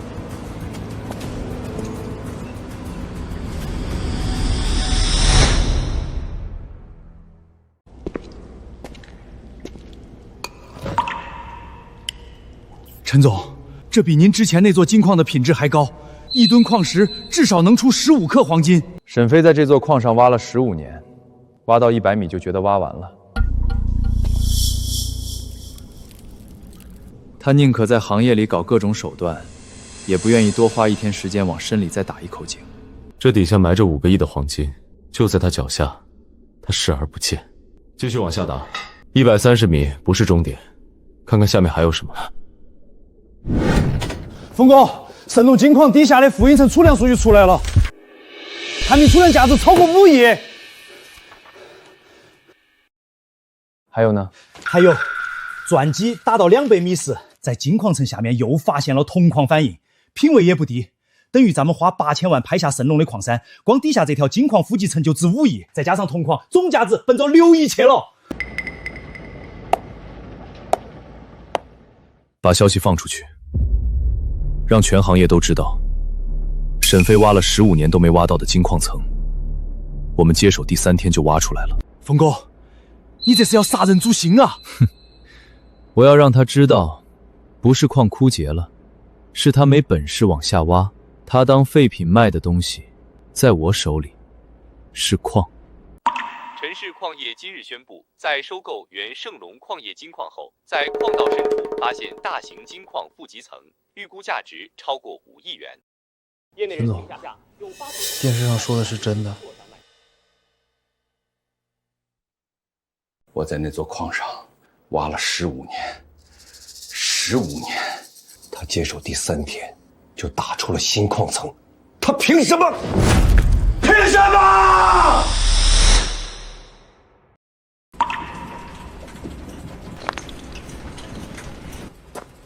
峰哥，第一批从新矿层采出来的金矿石今天开始出货，3家冶炼厂抢着要，报价一家比一家高。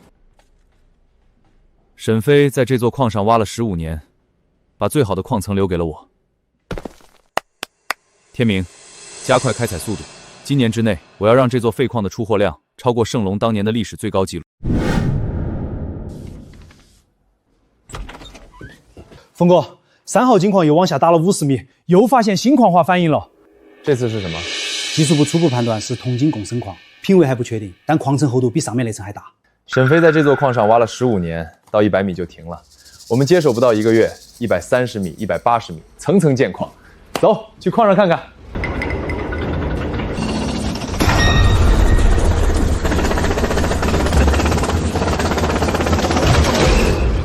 陈总，地下是空的。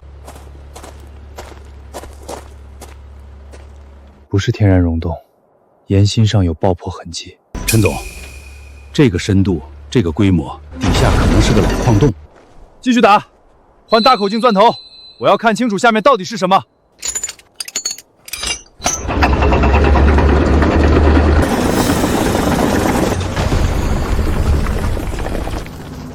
打通了，地下还有一个矿洞。拿设备来，我要亲自下去看看。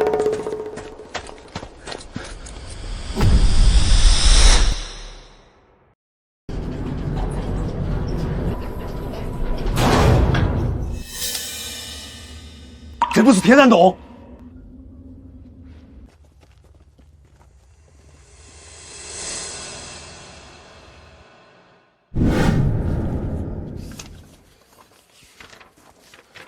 天明，这些档案记录的是战争时期的战略物资储备名单，上面的地点、数量，如果属实，价值不可估量。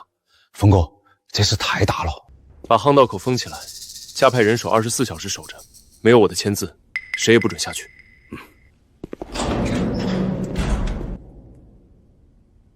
这下可就麻烦了。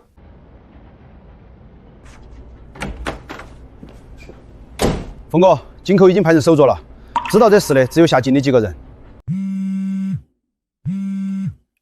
哪位？陈总，你矿洞里的东西别碰。你是谁？你不用管我是谁，那个矿洞里的东西不是你的。我出1000万，你当什么都没看见。你觉得我差你这1000万吗？陈总，有些东西知道了对你没好处。峰哥，这人是谁？一个对矿洞里东西很感兴趣的人，他知道的可能比我们还多。从今天起，矿场安保提到最高级，所有进出口加人脸识别。另外，把这些档案锁进保险柜，密码只有我知道。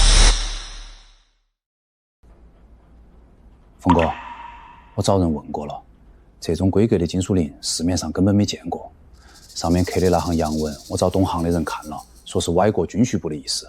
军需部，那就是战时留下的东西。电话里的人出1000万，说明这些东西现在的价值远不止这个数。可是峰哥，谁知道他是不是虚张声势？万一他根本拿不出1000万来？他不是虚张声势，他说话的语气是那种习惯了大买卖的人。那咱怎么办？总不能真把东西给他吧？当然不给。这些东西既然在咱们的地底下，就不是他一个人的。天明，你明天去治安局找赵队长。赵队长？我跟他打过交道，之前矿区被人捡电缆那件事儿，就是他帮忙查的，这人靠得住。韩总，矿上巡逻的人加了倍，铁丝网里面新装了探头，死角全都补上了。陈峰这小子倒是警情得很，电话里跟他好好谈，他不领情，那就别怪我不客气了。韩总，那些东西到底值多少钱？值得咱们费这么大劲？值多少钱？我告诉你，那些金属锭是当年歪国从处搜刮来的高纯度贵金属，光那一批锭子，现在的市价就1个亿，更别提里面还有一批精密探矿设备，是当年歪国人用来勘测战略矿脉的。这些东西我找了5年，光是收买各地矿上的内线就花了上千万，好容易定位到这个废弃矿道，没想到被陈峰这小子捷足先登了。那咱直接派人进去抢？蠢货！他矿上现在戒备这么严，硬抢是找死。老六，帮我办件事儿。找几个做自媒体的，明天给我发一批爆料，内容我等号发你。陈峰不是硬气吗？我倒要看看他有多硬。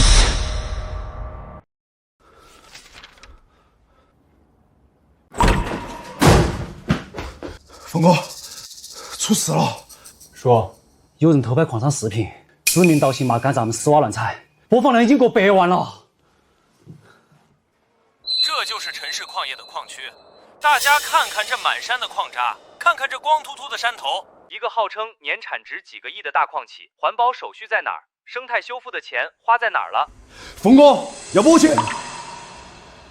我手里有一份内部数据，他们的尾路库根本没有防设措施，周边3个村子的地下水全被污染了。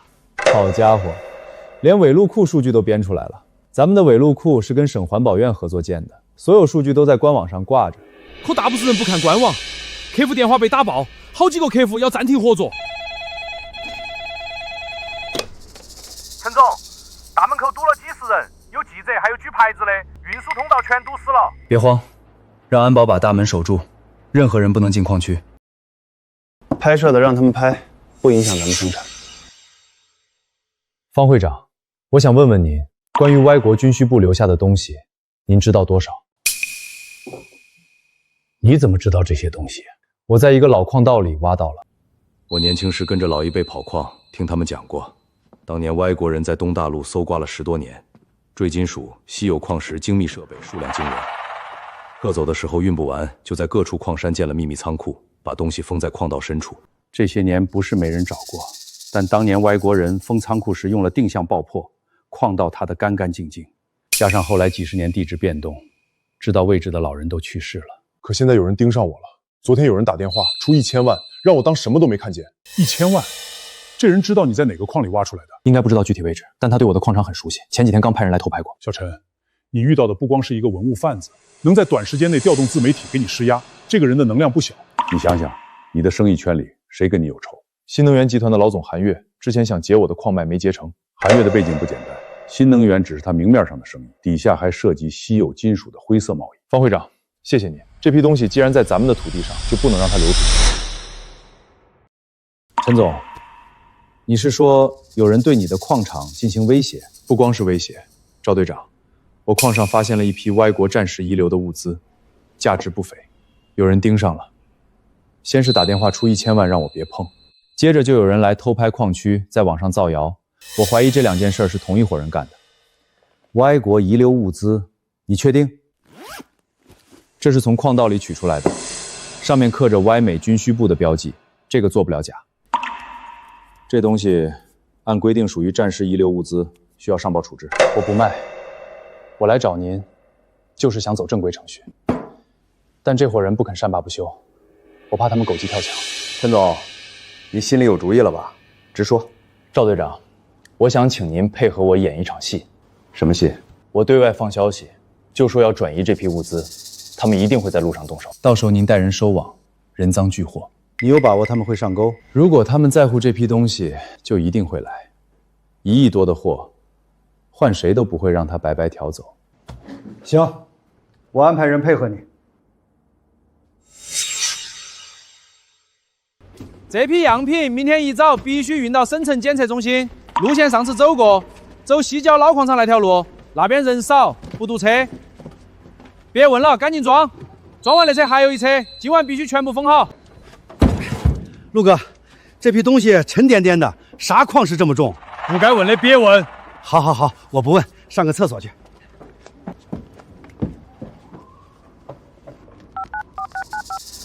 消息已送出，准备行动。韩总，老葛发消息了，陈峰要转移物资，今晚装车，明天一早走西郊老矿场那条路。消息可靠。老葛是咱们安插在陈峰矿上最久的线人，他从开矿就在，从来没出过差错。西郊老矿场，那地方荒了几十年了，连路灯都没有。陈峰倒是会选地方。韩总，咱们怎么动手？老矿场这段路前后3公里没人烟，中间有一个急弯，卡车必须减速，让兄弟们在那里设伏。带多少人？20个，给我亲自带队。陈峰既然敬酒不吃，那就给他吃罚酒。除了货，把他本人也给我带来。我要知道他到底从矿道里拿到了多少东西。让兄弟们准备一下，明天凌晨干活。韩总，已经等了半个小时了，还没动静，会不会有诈？老葛的消息从来没出过差错，陈峰这么多矿，每天出货是常事儿。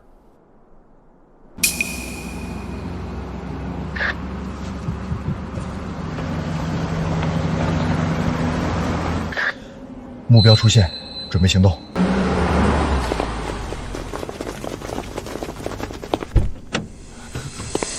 不想受伤就把车厢打开。你们是谁？想干什么？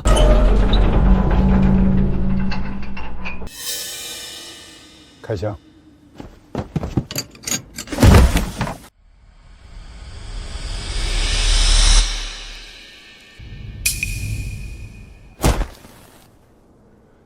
怎么回事？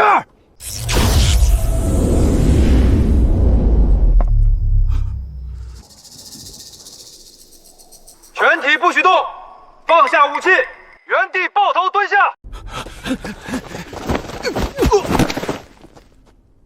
陈峰，你算计我！你的人算计了我的矿场那么多次，这次轮到我摆一桌了。陈峰，我吃的这行饭比你想的水深得多。今晚抓了我，明天有你受的。韩月，48岁，新能源集团董事长，名下公司覆盖太阳能、锂电池、稀有金属贸易。那他今晚被抓，那些人不都得跑？不急，他的手下我已经全部扣住了。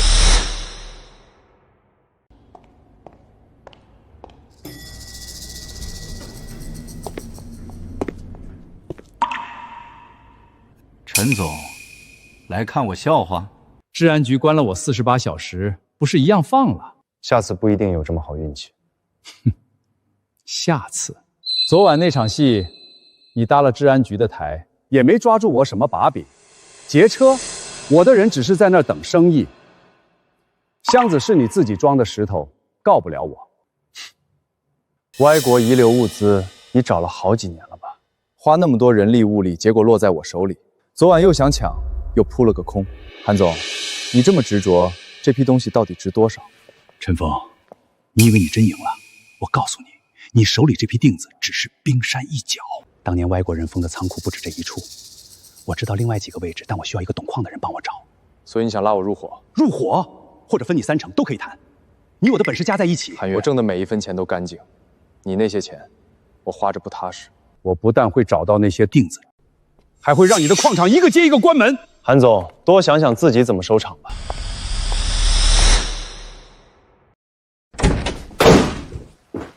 峰哥，查到了，那辆车登记在韩月的新能源集团名下。看样子韩月人已经到你老家了，他们在查你的地。陈总，公司内部数据库被人外部攻击，对方盯上了我们的勘探数据服务器，还好防火墙挡住了，但有部分数据被扫描过，不确定有没有被拷贝走。他们想从我身上挖出东西。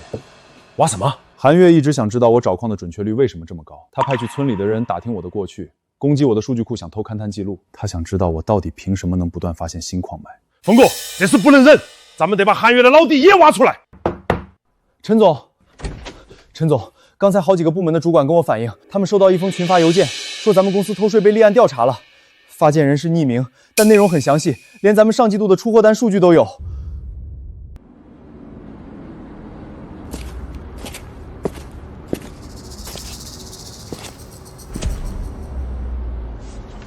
老哥，跟你确认个事，昨晚出货单的数据经手的人不多，你是其中一个。陆哥，你这话是什么意思？我在矿上干了没出过差错。老哥，我一直在想一件事儿，韩月的人每次都能提前知道我的动向，偷拍矿区、堵运输车队，包括这次造谣偷税，他们用的数据都是内部才有的。陈总，对不起，韩月的人找上我，给了我10万，让我把矿上的出货数据和进出路线报给他们。我儿子上大学要钱，老哥有病。10万就让你把自己卖了？你在我这儿1个月工资多少？8千。陈总，我知道我混账，您要怎么处置我，我都认。明天开始你不用来上班了，赔偿金我会按标准给你，但你走之前帮我办一件事儿。你说。韩月的人还会找你，我最近被调查弄得焦头烂额，准备低价抛售那批金属锭和勘探设备，换现金应对危机。你是要我？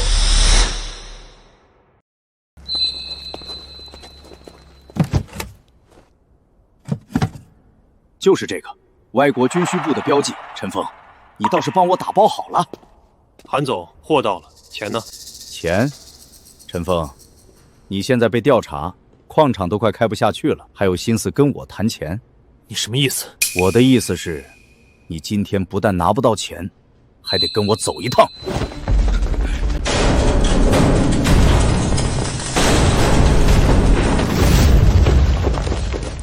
全部不许动，放下武器，蹲下。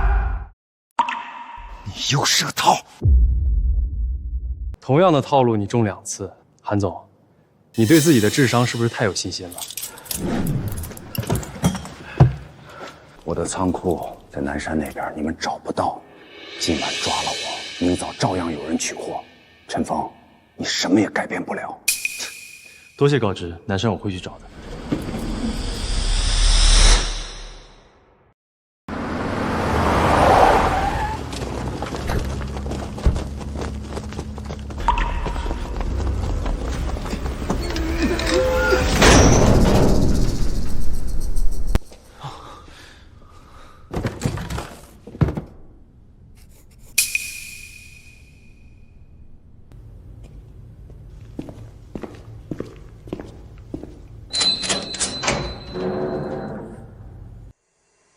这是韩月10年来所有走私交易的记录。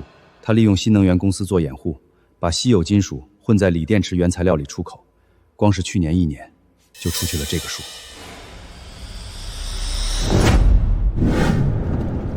韩月交代了，当年外国人封了不止这一处仓库，他这些年从其他地方挖出了不少锭子，卖的卖，藏的藏，还没来得及卖出去的全在这儿。根据现有规定，这批遗留物资一部分归公处置，一部分按规定折抵给发现者作为处置费用。陈总，这批东西是你发现的，也是你配合破案的，会给你一份合理的奖励。总共1200多块锭子，高纯度稀有金属，总价值折合下来大概3亿多。这批东西按照规定，部分充公，部分折算处置费奖励给你。这是主管部门的正式函，你这次配合破案有功，按规定折抵的奖励金是你该拿的。另外，你矿道深处挖出来的那些物资也全部登记备案了，归属权清晰。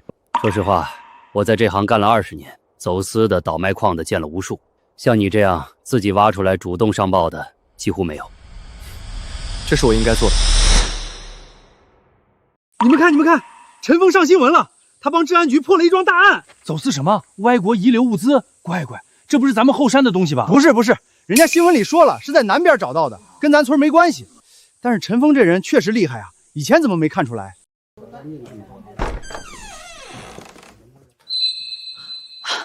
风儿，你可算回来了！新闻上说你帮治安局抓人，是不是跟上次打听你的那些人有关？你有没有受伤？妈，我一根头发都没少。那些人被抓了，以后不会有人来找麻烦了。风儿，我看新闻上说那是歪国人留下的东西。歪国当年在咱们这儿做过不少恶事，如今这些东西能重见天日，也算是个交代。你现在不一样了，以前我总跟你说，人要有骨气，不能被人欺负。你现在有矿有钱也有名，但最重要的是干什么都对得起良心。我记住了。峰哥，韩月的案子被正式立案了，走私网络一共涉及37个人，6个仓库的遗留物资全部清点完毕。赵队长那边说，咱们这次配合破案立了大功，主管部门准备给咱们发一个表彰。表彰不重要，咱们那些被韩月搅黄的客户呢？全回来了，不光回来了，还带了新客户。之前跟咱们取消合作的那3家，今天早上全打电话来道歉，说之前是被韩月派人威胁了。现在韩月倒了，他们求着比原来涨了10%。跟他们签，不过加一条，合同里写明，任何一方不得因第三方施压单方面解约，否则双倍赔放。还有，方会长上午打电话来，问你下周有没有空。方会长，什么事儿？他说省矿业协会准备提名你参选年度行业杰出人物。方会长还特意说，以前这个奖都是给老牌矿起的，今年该轮到你了。替我谢谢方会长。不过这种虚名，参不参选无所谓，你告诉他，我收下这份心意。检测到北部海域存在异常矿化反应，距离120海里。峰哥，怎么了？走，叫上勘探队，明天出海。出海？这才刚开始呢。